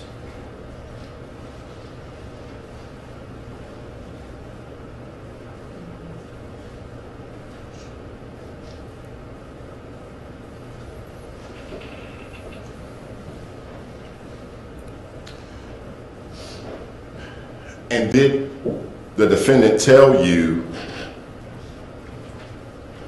how he had effed up the case?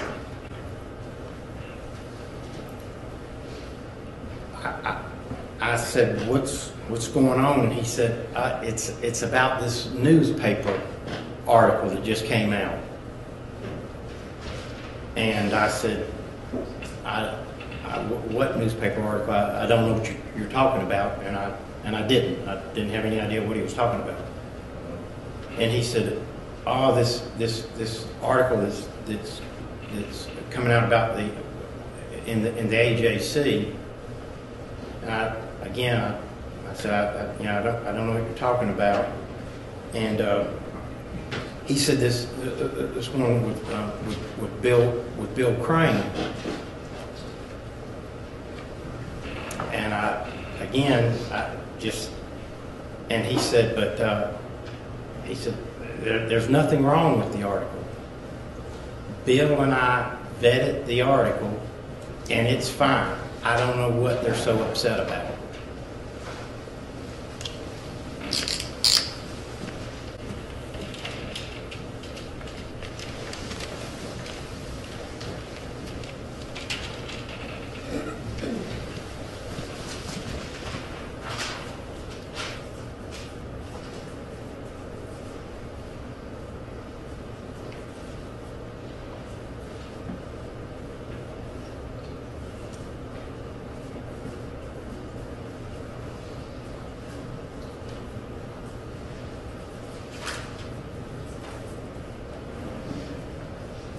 I want to make sure I'm very accurate about what he told you.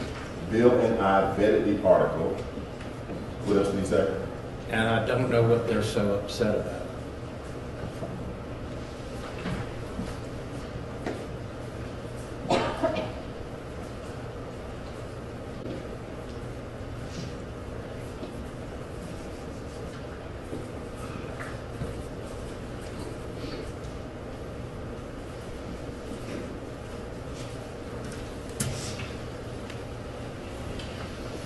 Bill and I vetted the article, and I don't know what they are so upset about. Is that right? Yes, sir. Okay.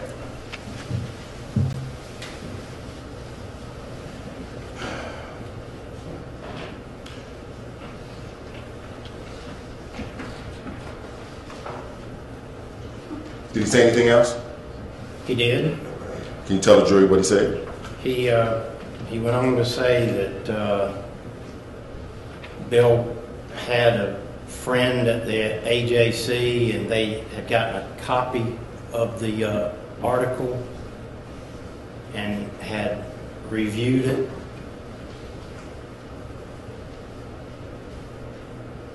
And I again told him I didn't know what he, I said, well, I haven't seen it. I'll have to look for it. And he said he had to go, and we hung up. Okay.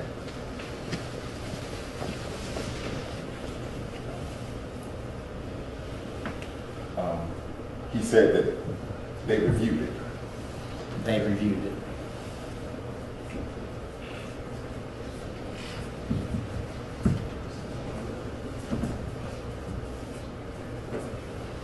And when he said they reviewed it, it was in regards, what was it that he was saying they reviewed? The article. The article.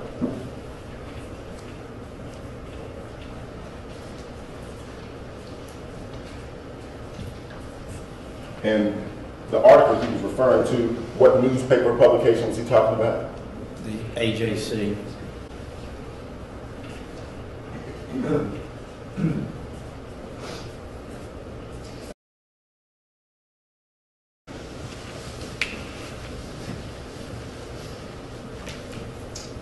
Can you tell the jurors, did he say anything else to you? That's all that I recall. Okay. Judge, how much longer you want me to go? This will be a natural break. I've got maybe a section or two. Okay. I was going to ask you, you were in the middle of your board moment, Right. so I didn't Right. want to interrupt that. Right. But I think it's a good time to take a break. We're going to need to break for lunch today, pretty close to 12:30, so that'll give us still some time after this break. So, ladies and gentlemen, morning break. Please, during your quality time together in the jury room, don't talk about the case. We'll get you back out here in about 10 minutes, close to 11:05. Thank you. All rise for the jurors.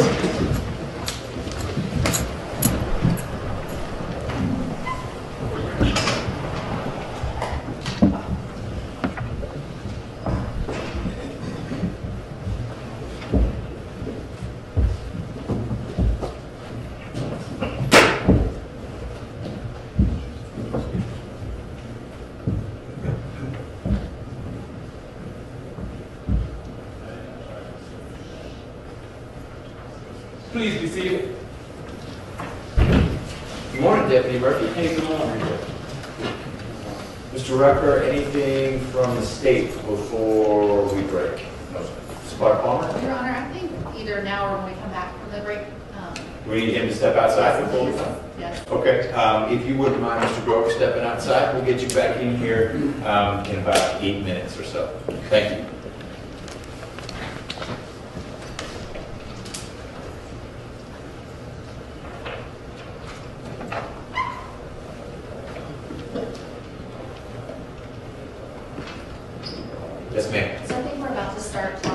about Andy Anderson. And I think that Mr. Grover is going to say two things that relate to Andy Anderson being at the ranch with Mr. McIver. I think maybe sometime in this first week or a few days later after Diane died. I expect that Mr. Grover will say, one, that he saw, I'm not sure, but he may say that he saw Andy Anderson wearing a pair of boots that belonged to Diane, and that somebody was going to send Annie back to Atlanta because it didn't look good to have her there at the ranch. So I'm asking that we stay away from Annie Anderson at all, based on relevance grounds, and also it seems to me as if it's really just bad character evidence as opposed to something that goes to an issue that's pertinent in this case. Okay. Mr. Rucker, tell me what your plans were in terms of exploring with Mr. Grover anything about Ms. Anderson and the ranch. I expect to elicit from the witness that he did travel down to the ranch that weekend or so after, approximately a week after Ms. McIver's death, and that while he was there at the ranch, he did see Ms. Anderson there, and that she was wearing a pair of very specific designer boots that he knows belong to Diane McIver because he bought them. And yes, while I turned over his notes, which indicated that Howard Seals and Javier said to Mr. McIver, you need to send Annie back to Atlanta because this doesn't look good, I don't intend to elicit that from him. Because it would be hearsay. Because it would be hearsay. Okay. But I do think it's relevant in as much as the defense has made a really, really big deal about this love between the two and how Darling, and what a gentleman, and how Southern much. gentleman, and so I think it goes to rebut that. Okay. I think that it is an issue in play that is reasonable rebuttal material to much of what the jury's been exposed to that would suggest that Mr. McIver isn't someone who would have Annie Anderson wearing his wife's boots just a few days after his wife died. So I'll allow that in. I'm hearing you very clearly. You do not intend to get into what Sheriff Sills, or suspecting it was Sheriff Sills as opposed to Mr. Hernandez, who was saying, you need to get out of here. But either way, if you need to caution your witness not to go there, I will note he's been very careful not to talk about what other people say unless and until you say what did, it's always been a defendant, say about X. Yes. But let's not stray into the hearsay piece. As a matter of extra protection, would the court or the defense object if I actually go out and give them that instruction? No, I just suggested you do that. Okay, I so just want to make sure. if you have any concern about that, I don't, but I will, just, let's be extra careful. yeah, okay. Okay. Yes, Do you have other concerns that, okay, thank you for flagging that down. I'll be back out here in about 5 minutes.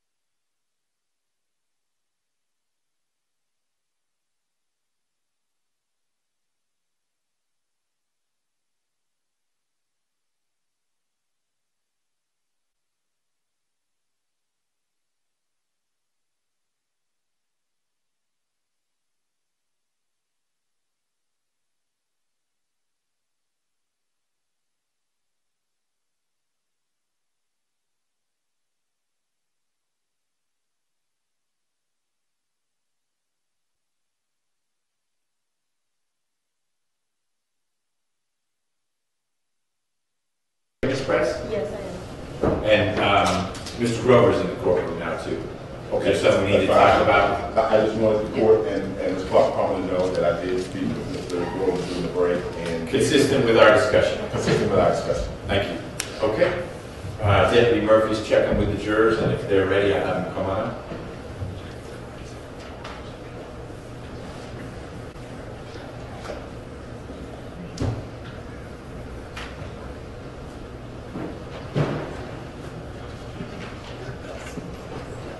You could be seated while we wait. Just in.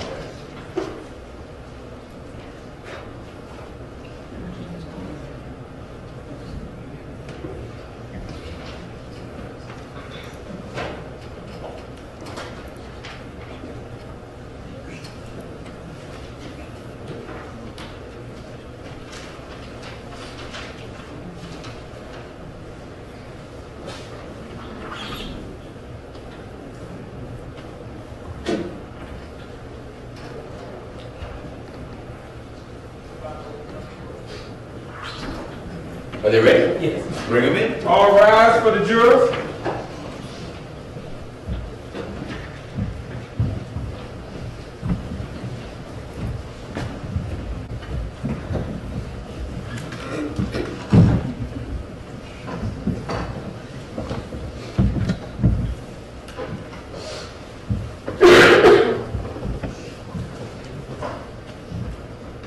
All jurors are present and accounted for. Your Honor, please be seated. Thank you, Deputy Murphy. Welcome back, jurors. Mr. Grover is still on the stand, and Mr. Rucker is going to move, sound like, to a different area. You can ask whatever you're going to ask next. Yes, thank you. Sure.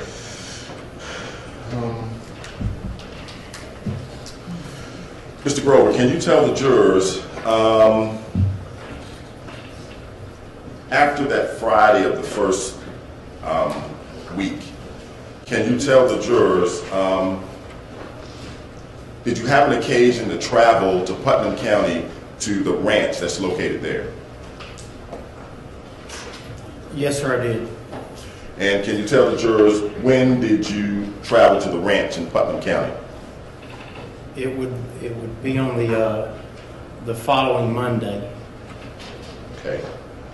And about how many days from the death of Diane McIver are we talking about?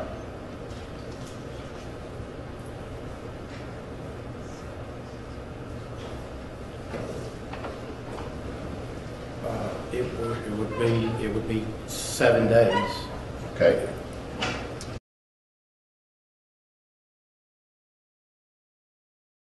To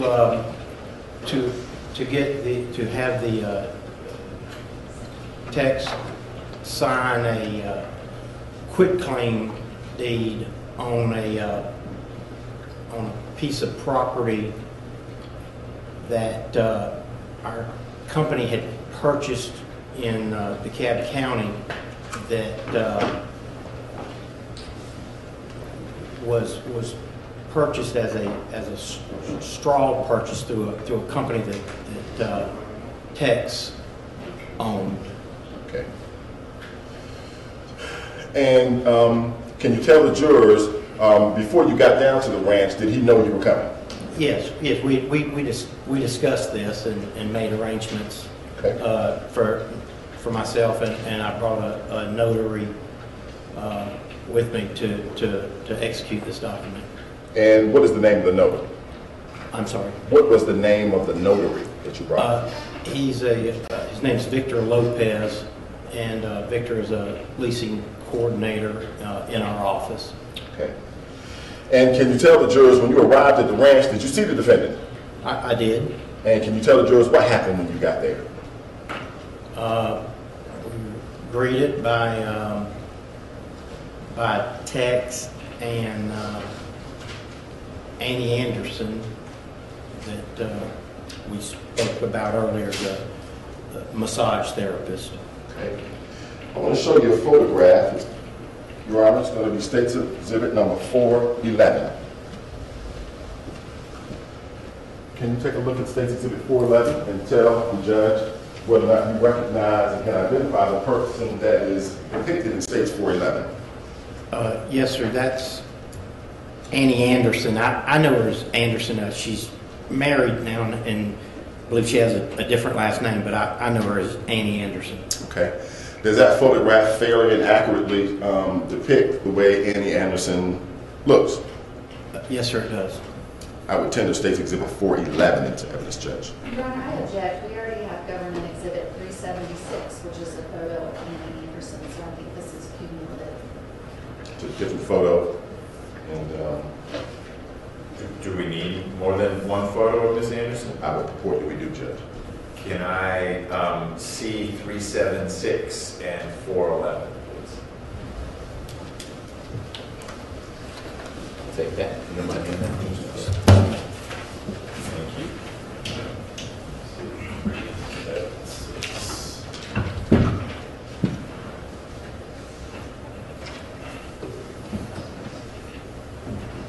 May not be real easy to find.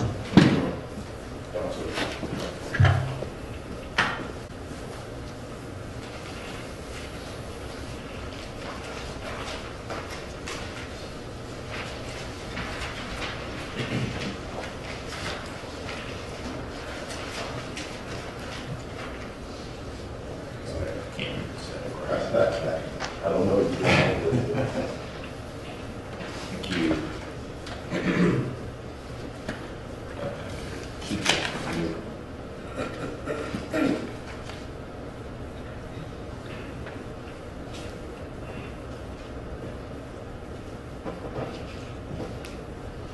I think we're good with 376. We put it on there, draw 376. We just need one picture of it. Yes, I hear you. Yeah, if you want to, well, I appreciate the concern you raised, and you can go forward with 411. We don't need lots of pictures of That's the Ms. only one I Anderson, but I intended, appreciate the granularity or graininess of 376 that's not present in 411. Right. So for that reason, I'll make 411. Okay.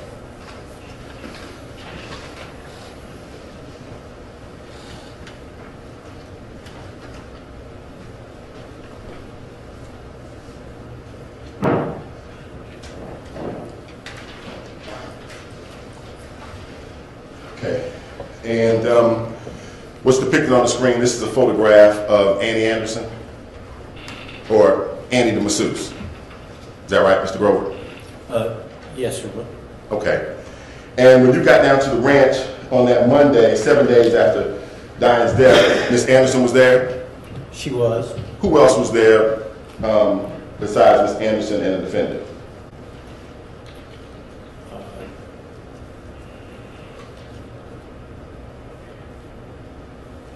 At that time? At that moment when we first arrived, then that was all. Those were the only two that I saw. Okay. And can you tell the jury, when you saw Miss Anderson there at the ranch,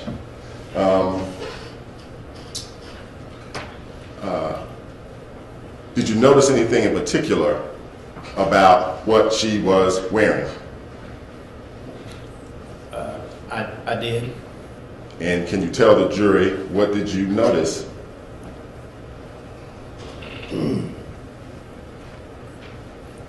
She was wearing a pair of rain boots that A pair of what? rain boots that my fiance and I had given Diane for Christmas.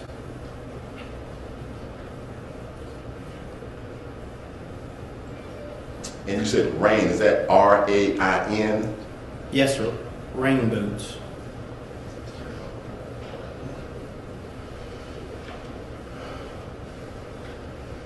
How did you recognize those rain boots as boots that you and your fiance had given to Diane McIver for Christmas?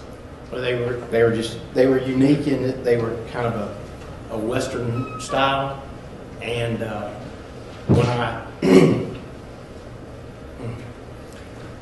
I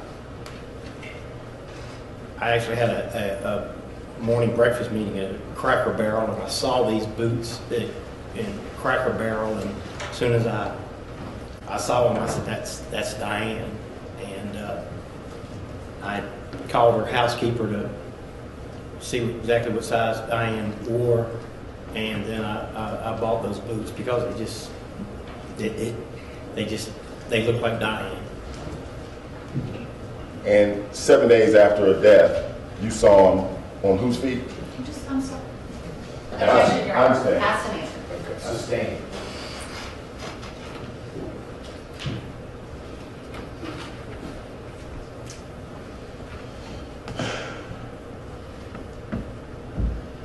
Can you tell the jurors who is Wendy Edson? Am I pronouncing her last name right? Yes, sir. Wendy is she's a friend of mine and has been for many years, but associated with this matter, she's the owner of Phoenix Funeral Services in Conyers. Okay. And can you tell the jurors, if you know, did she have anything to do with the handling of Diane McIver's body? She did. And can you tell the jurors, did you have a conversation with the defendant with respect to the handling of Diane McIver's body by Ms. Edson there at the Phoenix Funeral Services home? Well, not directly Okay. with the defendant. Okay, then don't tell us any hearsay. Let me ask you this. Was there ever a time when he traveled to your home there in Conyers after this? Yes, sir, there was. Okay. And while there, was there any conversation with him about the handling of Diane McIver's body and going to the funeral home? Take that picture down. Oh, yes, I'm sorry. Thank you. There was. Okay. And that conversation was between you and the defendant? And Mr. Corey was present also. Okay. And can you tell the jury, can you put us in a time frame, if you saw the defendant at the ranch 7 days after Diane McIver's death, when you would have seen the defendant at your home with Mr. Corey, put us in context. Well, it was the next day. It was Tuesday morning, following the Monday when I traveled to have the quit claim deed signed. Okay. And can you tell the jury, what did the defendant say about his wife's body there at the funeral home? At that time, he needed to get some certified death certificates so that he could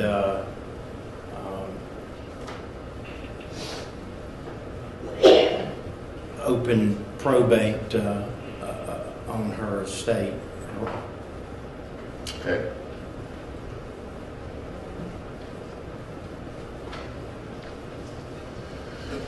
And can you tell the jury, did he say anything to you about going to the funeral home on that day?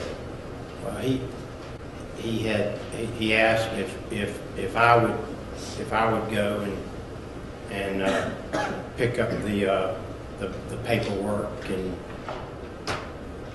and give it to him. Okay. What did you say? Told him that it was just a few minutes from the house, and I would give him directions, and I, in fact, wrote down turn-by-turn directions from my house and gave it to him. Okay. And what did he say to you after you did that? Or what did he say? I don't recall. Don't recall. Do you know whether or not he ever went? Yes. He had Javier Hernandez was with him, and he and Javier went there after leaving my house. Okay. And just remind the jurors again, who is Javier Hernandez? Javier Hernandez was their ranch hand, property manager at the property in Eatonton, the ranch in Eatonton. Okay. And can you tell the jury, did you ever have any future conversations with the defendant where he would have told you when he actually went to pick up his wife's ashes? No. Okay. Now, did you, let me ask you this, did you become aware of an estate sale regarding the sale of Diane McIver's personal items? Yes, sir. And can you tell the jury from your own personal knowledge, did you know Diane McIver to have very expensive jewelry? Yes. I want to show you a photo that's already been admitted. It's State's Exhibit number 2.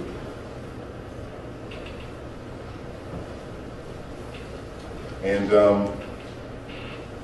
can you tell the jurors in this photograph, can we see some of Diane McIver's expensive jewelry? Yes, sir. And just for the purposes of the record, would you please identify what those items would be? I see a necklace and a pendant and some earrings. Okay. And she liked to wear hats. She always wore hats.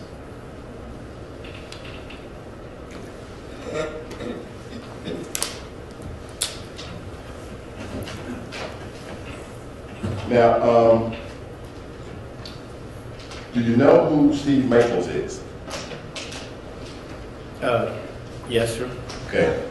And can you tell the jury, in all of the many, many times that you would have participated in visits at the ranch, did you ever see Steve Maples there at the ranch in Putnam County? Never. Never. With all of the many social functions that you would have had and participated in at the Atlanta condominium, did you ever see Steve Maples there? Never.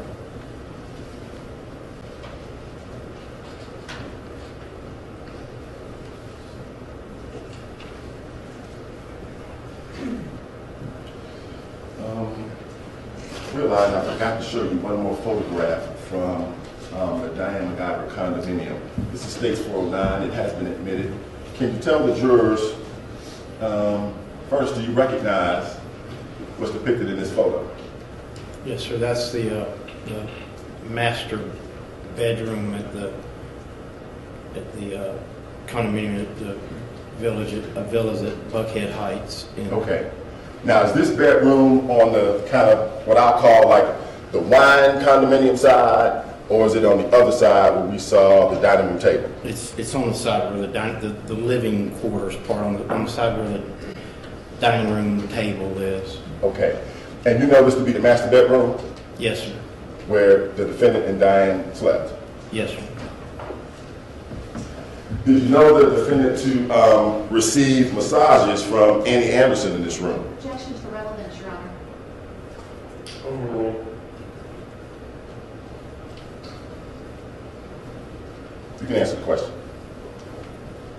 Well, and can we establish a foundation too? If you know. Well, and how Okay, you know? but in the future, if you're gonna ask a question that starts with that, you ought to know coming in as a good faith basis that this is someone who has an ability to ask it. It's a subject that's been discussed earlier in a different context, but that's one where I'm gonna direct you, if there are gonna be other witnesses, that you first establish that there be a reason for the person saying other than, I have no idea what you're talking about. I get it. let me first go back, all right? Go back. Let me ask you a question first. Do you know whether or not the defendant received massages from Annie Anderson in this room? Do you know?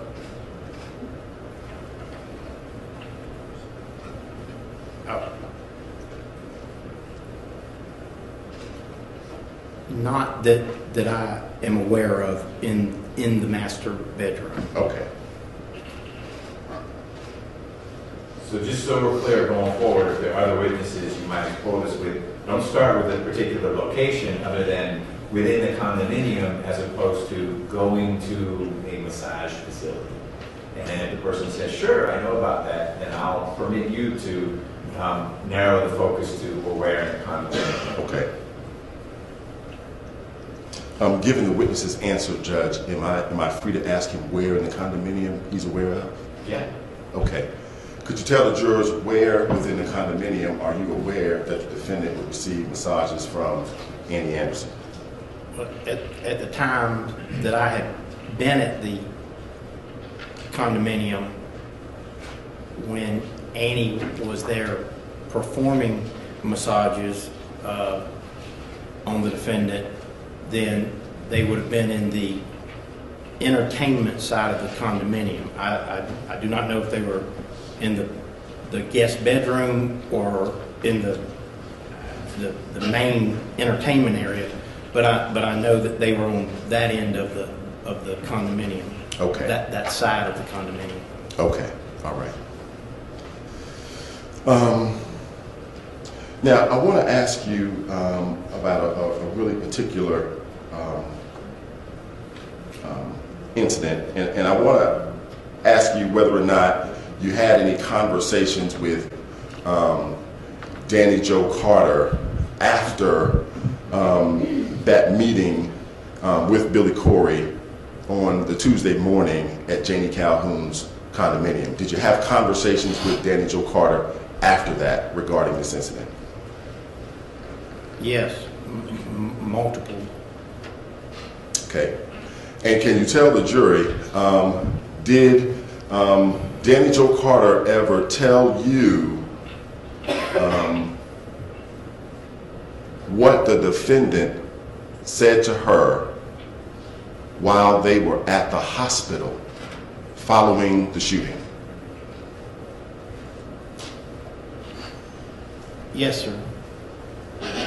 And could you give us a little context about when she would have told you what the defendant said to her while they were at the hospital?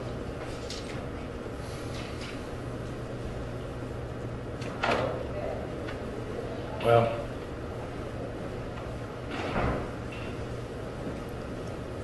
I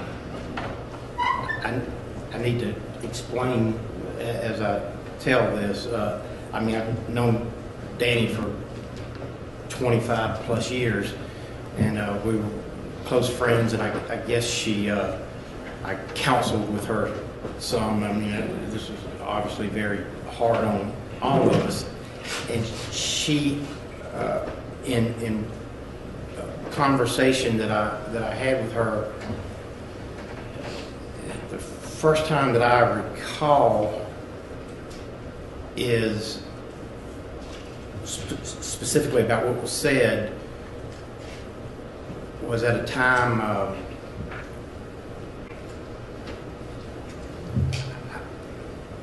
I'm trying to get in context of the time frame, Mr. Rucker, but I made arrangements for Danny and her husband Tom to stay at Dale and Angie Cardwell's house, and so whenever that incident, whenever that was, just prior to that, that's kind of what precipitated her going to stay with them.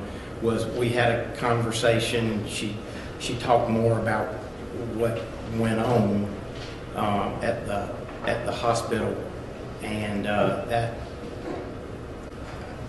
that's what kind of that's my time reference, my frame, but I don't know exactly what that date was or even that day. Okay. But that's how I recall.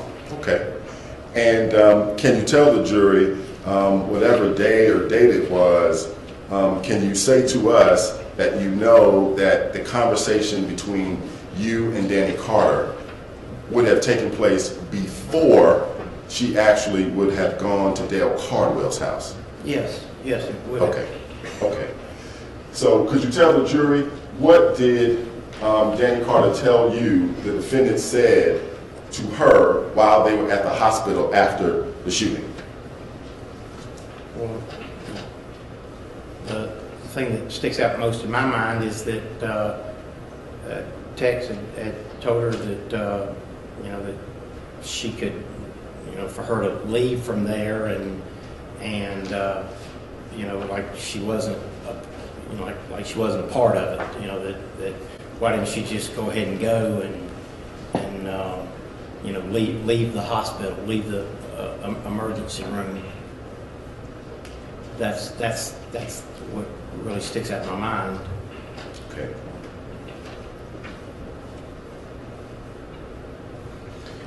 And is it during this conversation that would have prompted you to make arrangements for Danny Jo Carter and her husband Tom to go to Dale Cardwell's house? Well, again, part of this was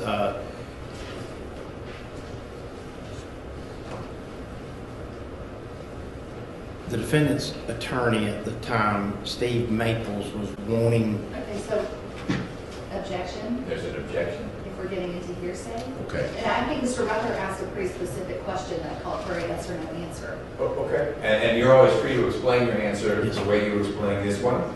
Cause some concern, which I understand, and we would need to stay away from that. I can think of a couple of reasons why. So Let me just ask the question again. maybe you can help focus him or repeat the question. It won't be asked and answered. No, Okay. I thought, repeat the questions. Okay. Can you just tell us, could you had a conversation with Danny Jo Carter, right? Yes, sir. About how long did the conversation last with her, you think? You don't know? I don't know. Okay. And what I'm trying to see is whether or not, as a result of the conversation you had with her, is that what prompted you to make arrangements for she and her husband to go to Dale Cardwell's? If I'm following, yes. The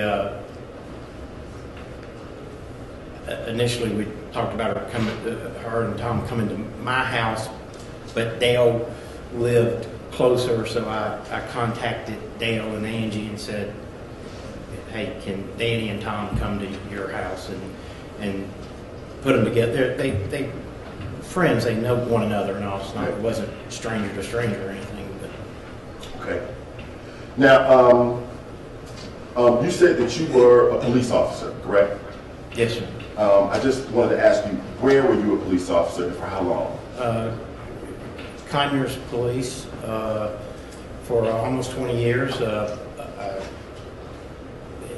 My career started at Conyers. Okay.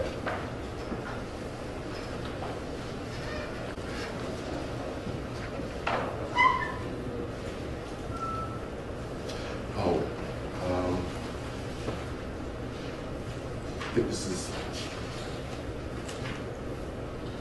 my last one. Let me ask you this. When you told us earlier that the first conversation with the defendant, the words that stuck out for you were car and accident, and this is just to kind of set up, just to ask the question, counsel. And you don't know whether or not it was car accident together or the two words that are separated. Let me ask you this. During that conversation with the defendant, did he ever mention anything to you about Hill Street? No. Okay. Your Honor, I believe that's all my questions. Thank you very much. Ms. Clark? Thank you, Judge. You're welcome. Good morning, Mr. Grover. My name's Amanda Clark Palmer. We got to meet very briefly outside, right? Yes. So towards the end of your direct testimony there, we were talking a little bit about Annie Anderson, Yes. right? And you did I understand you correctly to say that you have seen her giving a massage to Tex McIver? No, You haven't seen that, absolutely not. okay? Have you seen her giving a massage to Diane McIver? No. But you know that she did give massages to Diane McIver, correct? Yes. Okay.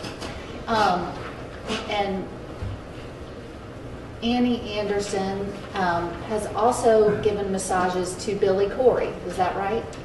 I don't know that, but it's quite possible. Okay. She is a massage therapist, correct? Yes. Okay. And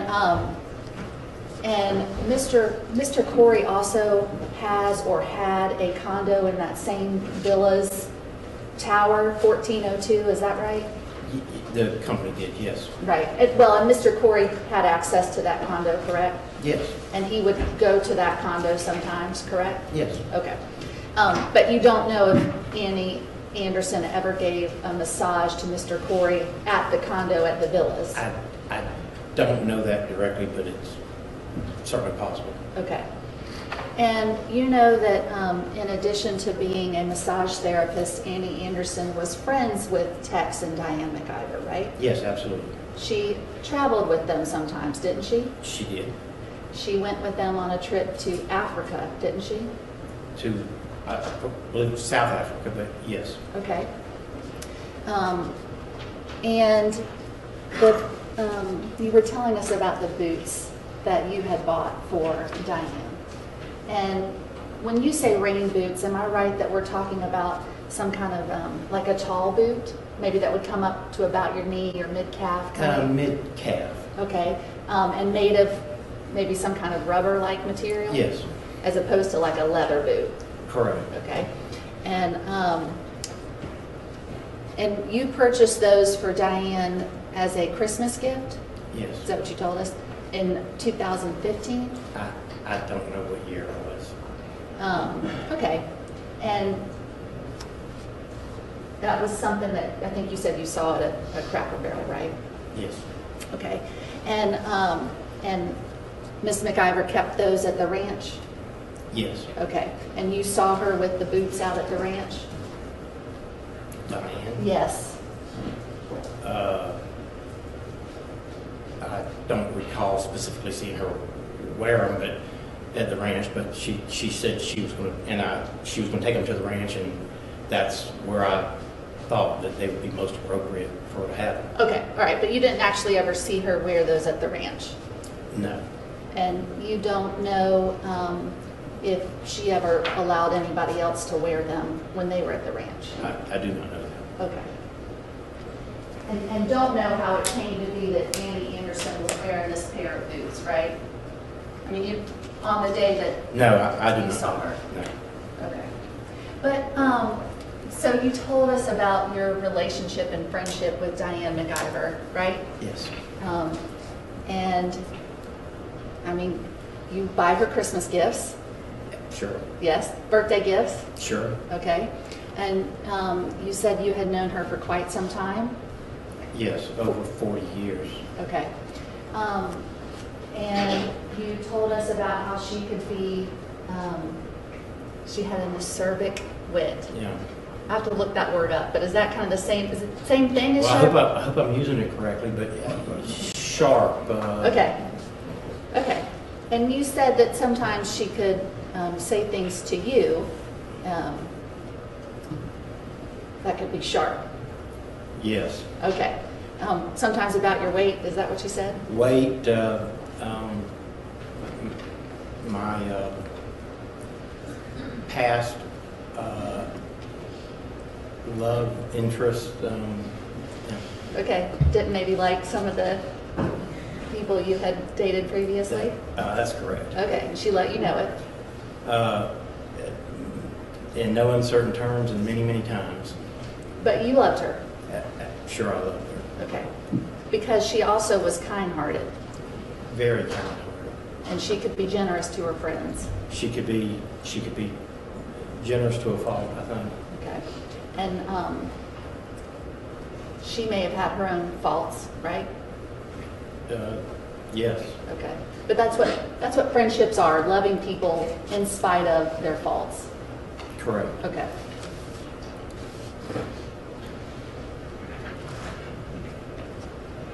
And you said that you met Tex McIver in about 2007? Yes, And that was, you kind of related it to a time when you came back to work at U.S. Enterprises? yes, Okay, so he was married to Diane at the time you met him. yes. You did not meet him when they first started dating? I did not meet him then. No, I knew of him, but it was after February of 2007 when I actually met him Okay. in person. Okay, and you, did you attend their wedding? No, I did not. I'm not sure.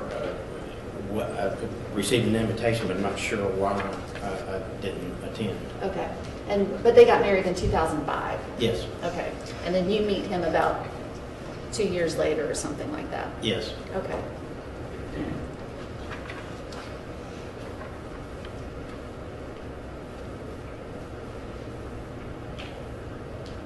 And you know Austin Schwall, right? Very, very well. Okay, and you know him because Diane brought Austin Schwall to her office, right? Did you see him at the Corey building? Oh, yes, many times. Okay, and you know that Austin was Diane's godson, Yes, and he was also Tex's godson. yes, Okay, and you know that Diane loved Austin very much. I think she loved him more than anything on this earth. Okay, and Austin loved Diane. Mommy died. Yes, yes, Okay. he did. Okay. And Austin spent time out at the ranch with both Tex and Diane, correct? Yes, ma'am. Would you go to Austin's birthday parties at the ranch? Every year. All right. And it's not just a birthday party with a clown and a cake. It's like a big to-do, right? It's a very it's a very elaborate affair. They knew how to throw a birthday party for Austin. Okay. So let me move to September 26th. That's a Monday, correct? Yes, All right. And you told us about the phone call. You said that Tex called you, right? yes, And after that call, you and Mr. Corey go to the Corey offices, right? yes. Okay. And it sounds like the first phone call with Mr. McIver was short, a pretty short call. Do you remember? That morning, yes, Yes. yes. And at that time, it sounds like Mr. McIver, do you remember if he said anything to you about, how long he had been awake at that point? No, Okay. Did he tell you anything about being treated at the hospital? no, ma'am. Okay. Didn't tell you if he was taking any medication at that point in time? No, ma'am. Okay. And so you go to the offices, and from the offices, you told us that you get a call on your cell phone, correct? Yes, Okay. And this is the call on your cell phone. It says Diane McIver, right? yes. But I want to make sure I understand, was it coming from the landline in their condo? That's what I assumed, that it was coming from the landline in the condo. Okay. I guess maybe, let me ask a better question. In your phone, did you have the landline at the condo programmed under Diane McIver's Yes. name? Okay. Yes, All right. So you get the phone call, and I just want to make sure that morning, was there any time where you or somebody in your presence called Mr. McIver? I didn't call him, and I don't recall anyone, no one that I'm aware of in my presence Okay. called him. Okay. So this phone call, he calls you. This is the second time he has called you now that day, correct? Yes, Okay.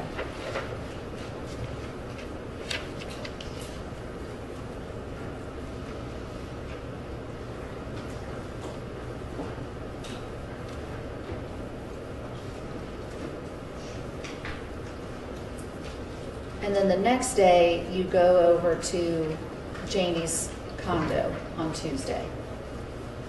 Yes, Okay. Tuesday morning. Okay.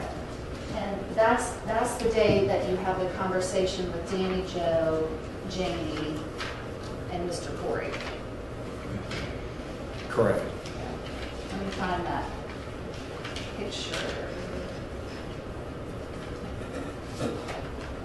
Because I missed when you told us who was sitting where.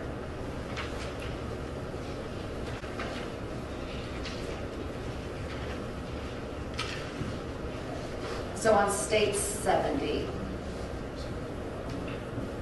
I missed when you told us who was sitting where when Mr. McIver knocks on the door and comes over. Is that, you understand? No, On the screen, Right. can you tell me, when Mr. McIver comes over to Janie's condo, right, after you all had already been there? right. Okay. And you relayed to us the conversation you had with Tex at that time. This is the conversation Yes. where he says, do you believe they want to charge me? Yes. Right? Yes. What- So where were we Yes, sitting I then? missed it. Okay. When you told us that before. Excuse me, this chair.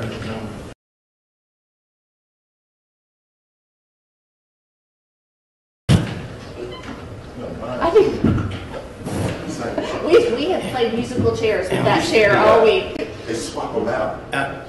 It's not you, it's the chair. Okay. It doesn't work right. So Mr. Corey was, this is when Tex is present. Correct. Mr. Corey is sitting here, Danny is sitting here, that's on the couch. On the sofa, okay. I'm sitting here, Janie is sitting here, and Tex is sitting in this side chair there. And how far apart are you and Tex? I mean, we can see it on the screen, but for the record, are we like as far apart as you and I are? Oh, no. Closer. 3 feet or less. Okay.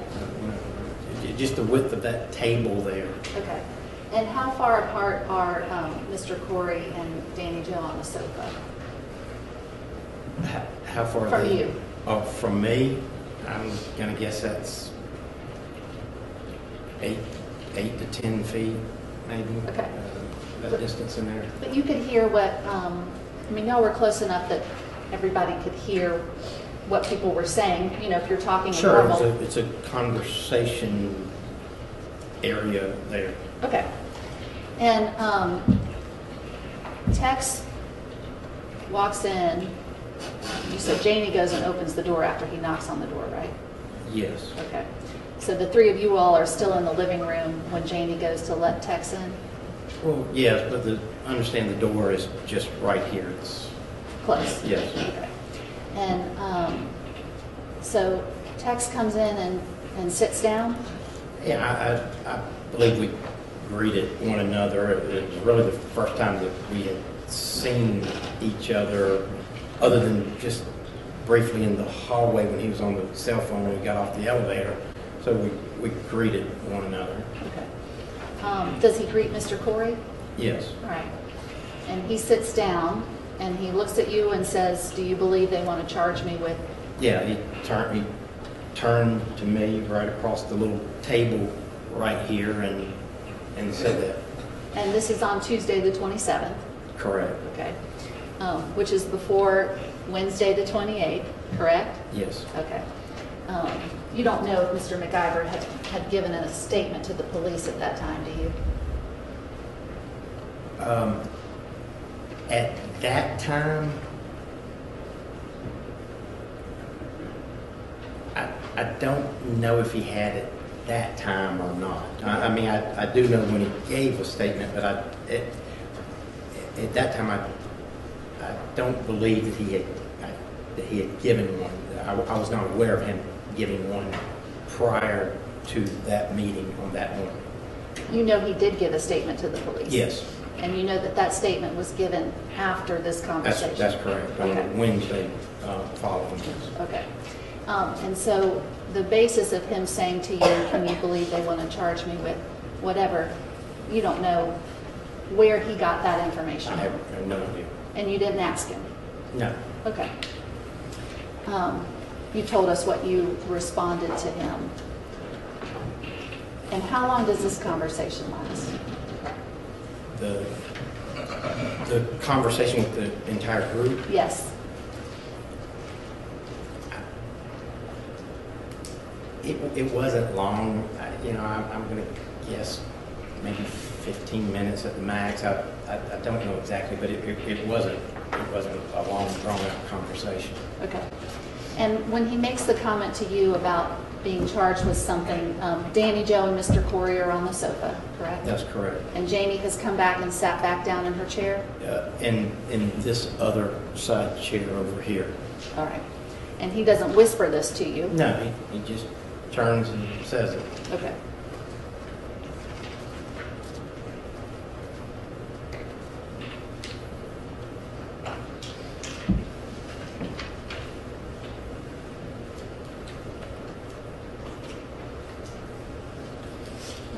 And at that point in time,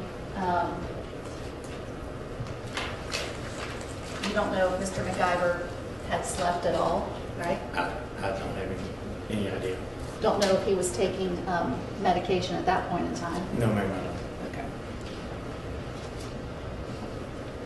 And Mr. McIver knew that you had been a police officer before, right? Sure. Okay.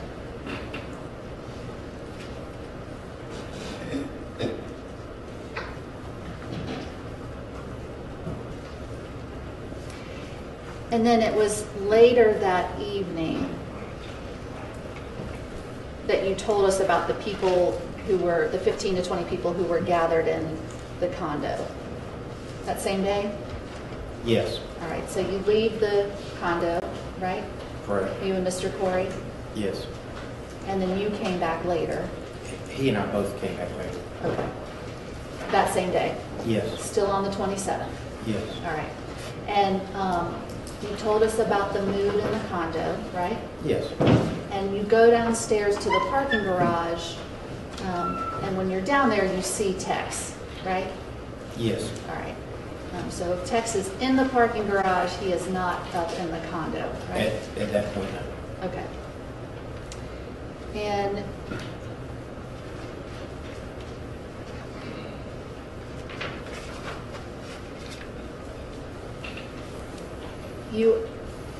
it's at this point in time on Tuesday that you hear Tex and Mr. Lesball having the conversation about the tobacco company in Oklahoma. Yes. Okay. So Lesball, I think you told us, is Janie's husband, Yes. and he travels for business, doesn't he? Yes, he does. He goes to Texas a lot. Do you know? Well, they have he and Jamie have a condominium in Texas, in Dallas, so yes. And Lesball is a pilot, right? Yes. He flies his own plane, right? Correct. Okay. And do you know that he flew his plane back to Atlanta after Diane died? Do you know? I think I have since learned that. I did not know that at the time, but I think I've since heard that. You know that at the time Diane died that Les was in Texas? Yes. Well, I don't know. Excuse me. I don't know that he was in Texas. I know that he wasn't in Atlanta, but I don't know where he was at. He was out of town? Yes. All right. But obviously you see him back in Atlanta on the 27th? Yes. Okay, so somehow he has gotten back to Atlanta? Yes. All right. And Les Ball used to be the president of Riches, is that right? Or Macy's? Macy's. Okay.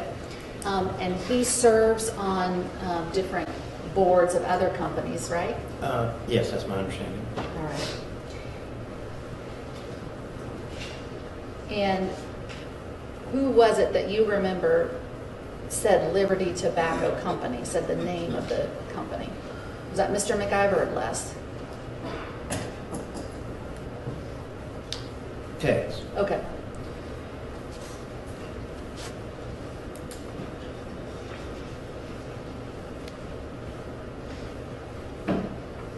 And had you ever heard Tex or Les talk about Liberty Tobacco Company before?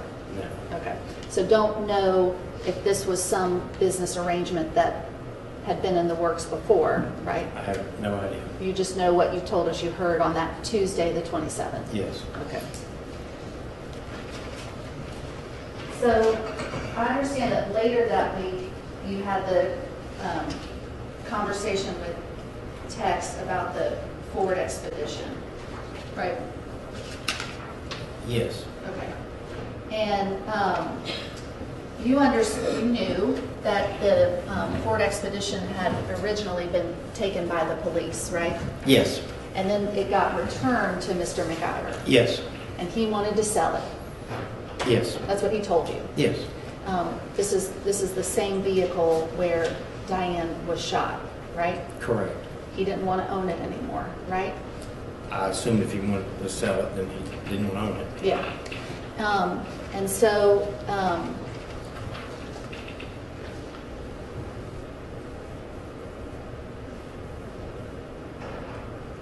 he told you he was going to get it cleaned up and ready to sell. He was going to have James Hugh do that for him, right? Yes. Okay.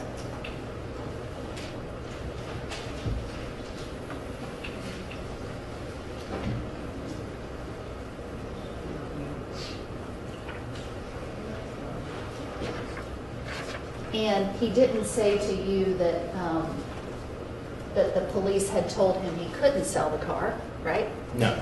Okay. He didn't say to you that anybody had told him he couldn't sell the car, right? Correct. And you're a police officer. You were a police officer, right? Yes. So you know that the police would have processed the vehicle or done whatever they needed to do with it before they returned it back to Mr. McIver. That's generally the practice. Police are not in the habit of giving something that may be a piece of evidence back to somebody who's a witness in the case and saying, you hold on to this. We may ask for it back. Don't worry about it. We're going to let you hold it. That's not typical. Stop for a second. Yeah, before he answers that question, I really think that the crux of the issue is what the police in this case did. They were called for this witness to speculate about why they did or did not do certain things. I can move on. Okay. Well, so you know the police in this case did process the vehicle or did whatever they needed to do to the vehicle before they gave it back to Mr. Objection. McIver. Right, so you've established through this witness that Mr. McIver had the vehicle back. You have not established that this witness would have any knowledge as to what was or wasn't done with the vehicle while it was in the possession of whatever authority it had. Did Mr. McIver tell you that the police had done anything to the vehicle, processed it? I don't recall having that conversation with him. Okay.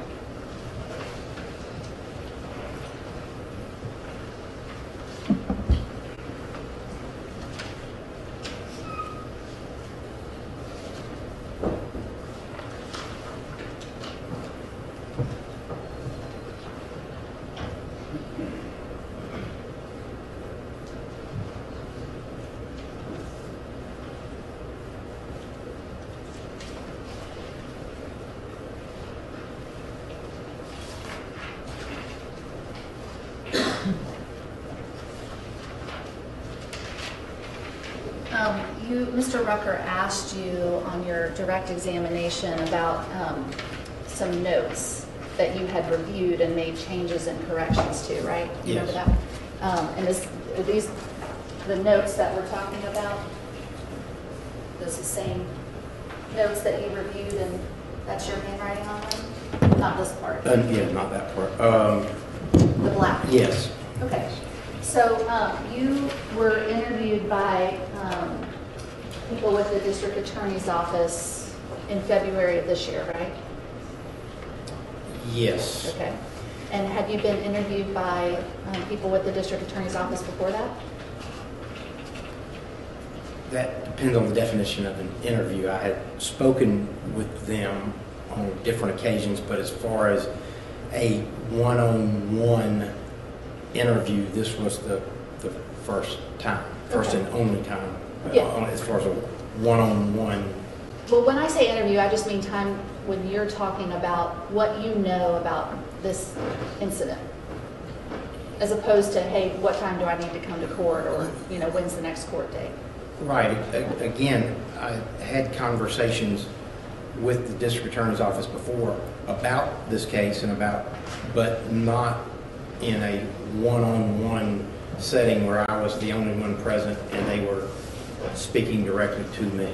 The other conversations, there were other people present? Yes. Who?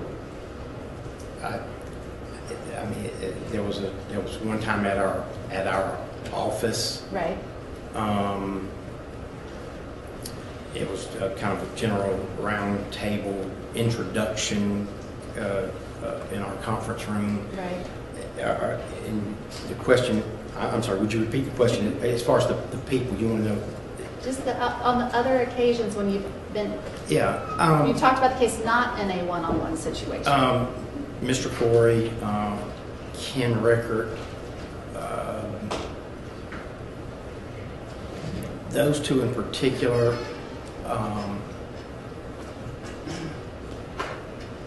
and at our office, there very well could have been others that were there at the time, but specifically there was a time when it was myself, Ken Rickert, and Mr. Corey. Okay, being interviewed by members of the DA's office. Or if you don't want to like the word interview. Well, yeah, we had a discussion about the case. Okay. Yes. But you've only seen notes from this one interview. Yes. Okay. But, and I understood that you told us that these are notes that somebody else took. The typed parts are notes that somebody else took, right? Yes, correct. Somebody with the district attorney's office took the typed part of the notes, right? That's correct. And they handed it back to you and said, review it. They right? emailed it to me. Okay. And you printed it out. Yes, And you made some handwritten notes on it. that's correct. Because there were sometimes where you were adding in some information that wasn't reflected in the notes, correct? Yes, But sometimes you would strike something out that was typed in the notes, right? yes. Because whatever was typed was inaccurate, right? Well, if I can look, I can see, tell you whether it was inaccurate or whether the reason why I struck it. Well, for example, right here on, Don't read it, but tell me why you crossed it out. well, because they have the name Corey and it should be Grover. It was a mistake. Yes, Okay. And for whatever reason, whatever was typed down was not correct, right? yeah, that's correct. Maybe somebody misheard what you said, right? Possibly, Okay. That happens, right? People mishear things. they do. And you got a chance to go back and correct it That's correct. and tell the DA, hey, you got this wrong. Here's what I said, or here's what I meant to say, or whatever. Yes. Maybe they typed something down that you said, but when you spoke it, you misspoke. Is that a possibility? You understand what I'm saying? No, I mean, say it one more time. Maybe they typed down words that you said, and on looking back on it, you said, oh, maybe I said that, but that's not what I meant. Maybe I misspoke, and that's why they wrote it down incorrectly. That's Could be. possible. Okay. Because people make mistakes like that, right? Sure.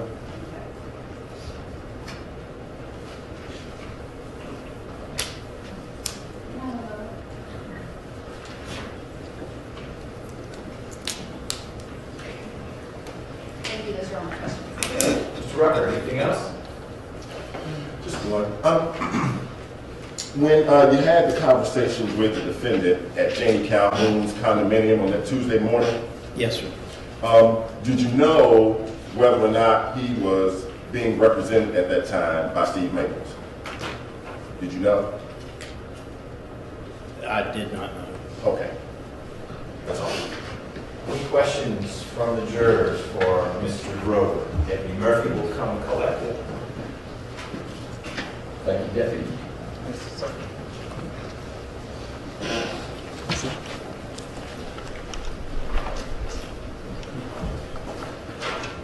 Thank you.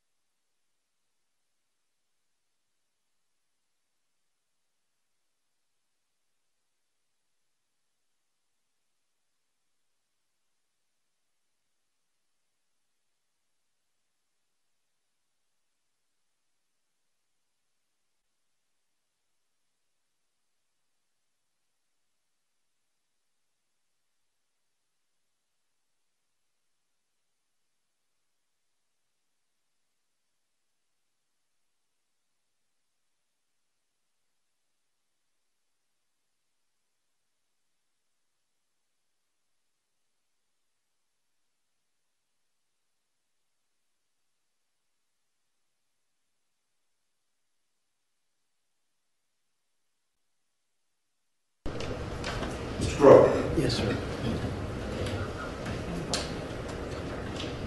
Did Ms. Carter, Danny Jo Carter, ever share with you that a reason why she and her husband wanted to stay with you ultimately, Mr. Cardwell, was because she felt like she was being hounded by the media? And nothing magic about that term, but that was her sentiment. Is that clear? Did I ask that? Yes, sir. Okay. I want to try. That was part of the reason why they, and I actually am the one who suggested that they leave, but that was part of the reason. Okay. Yes, sir. That's something she expressed to you? Yes, sir. Okay. Do you know who specifically returned the SUV, the white SUV, to Mr. McIver after it was wherever it was? And asked that, well, it was involved in an incident. Yes, sir. Testified that it was with Mr. McIver. Yes, sir. Trying to sell it. Do you know who it was who returned it to Mr. McIver? As a person? A person? No, sir, I do not. Okay, and do you have any knowledge as to where the vehicle is now? Yes, sir. Okay, what's your understanding as to where the vehicle is now? Well, and how he knows?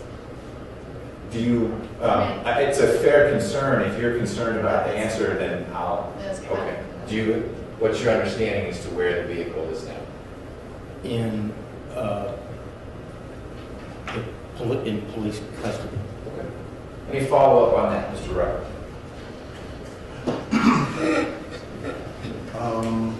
And I'll take direction from the court in light of Mr. Grover's answer with respect to avoiding the media being part of the reason why she left. Okay.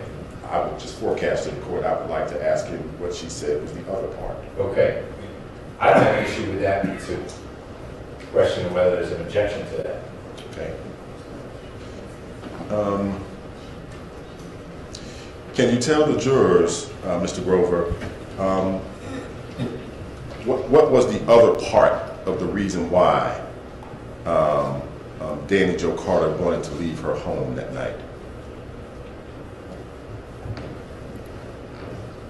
Well, I'm thinking about the question. Sure.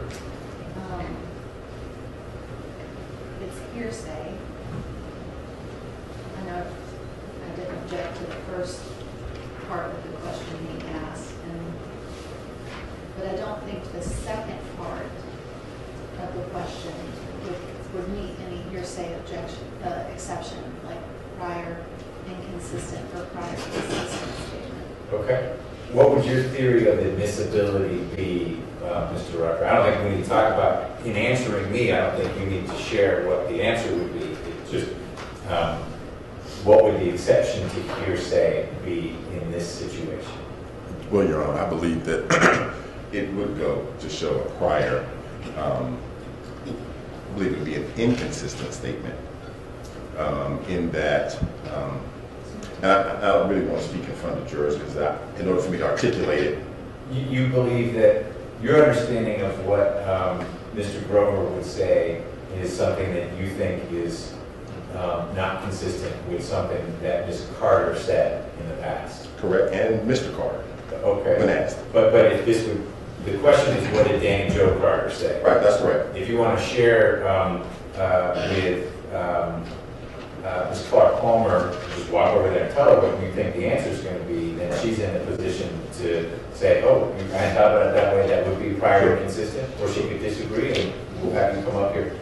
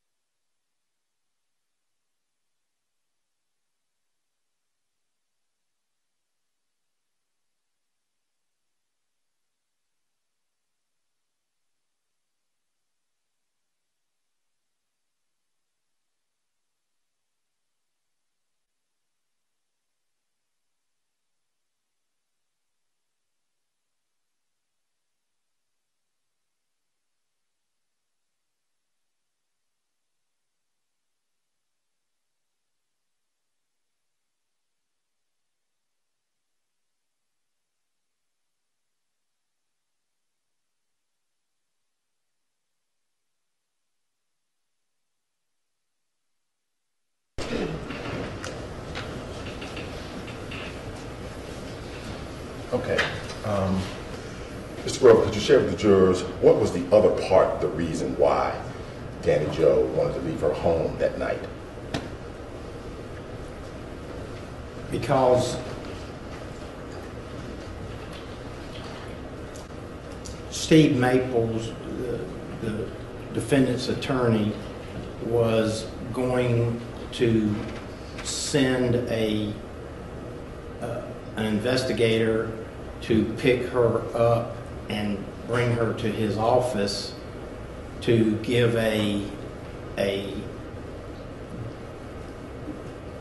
deposition statement with the media present, and she did not want to do that. And did she tell you that this request had been made of her by the defendant himself? Yes. Thank you. Do you have any follow-up based on the few questions from the jurors, Ms. Clark-Paul? No, Your Honor. Okay, Mr. Grover, thank you for your time. Thank you. Am I excused? You are, sir. Thank you.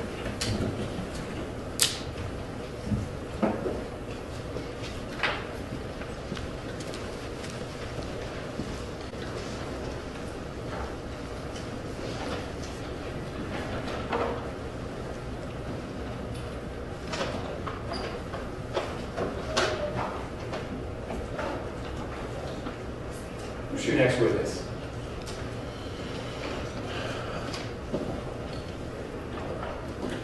Your Honor, we would call Richard Ahlers.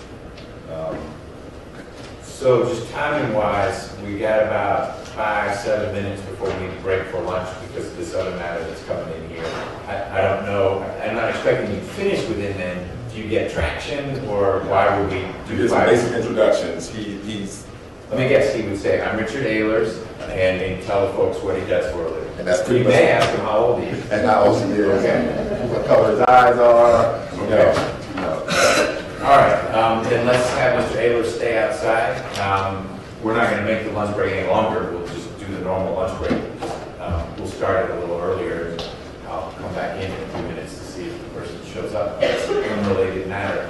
So the clock over there says 12:20. So there's the computer.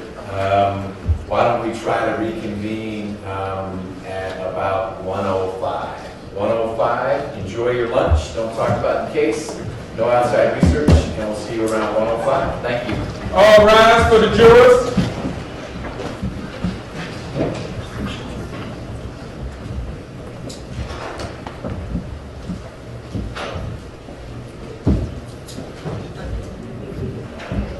No, ma'am.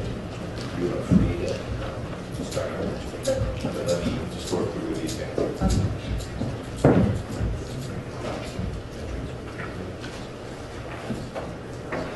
Please be seated.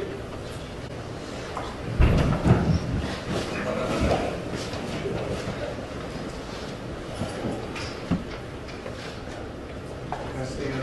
You may. I'm standing too. Mr. Rucker, anything from the state for a full break? No.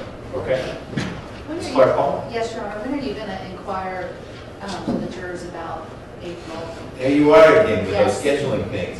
I thought we would do that after lunch. Okay. I received information as to the 6 jurors who would prefer April 2, the 5 jurors who would prefer April 9, and then the some who are like, okay, we don't really have a preference. I have a preference. Yeah. I'm getting some info that there would be some challenges for some witnesses that first week.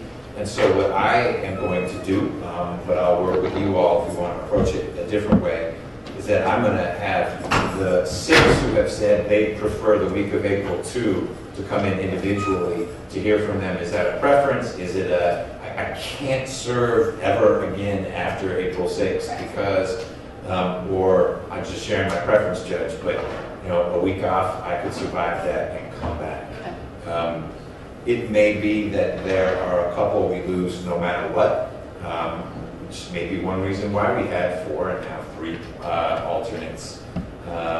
But what I'd like to do at 1:05-ish is start calling in the folks who have said first week is their preference to see how rock solid that is. Any issue with that? No, that sounds good. We're just trying to manage schedules of our witnesses and other things, so Yeah. that's fine. It wasn't fun last night at all. Yeah.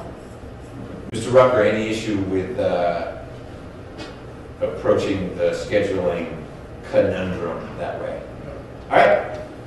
You guys are on lunch break. Be back a little after 1 o'clock. We leave stuff on our table. You can, if it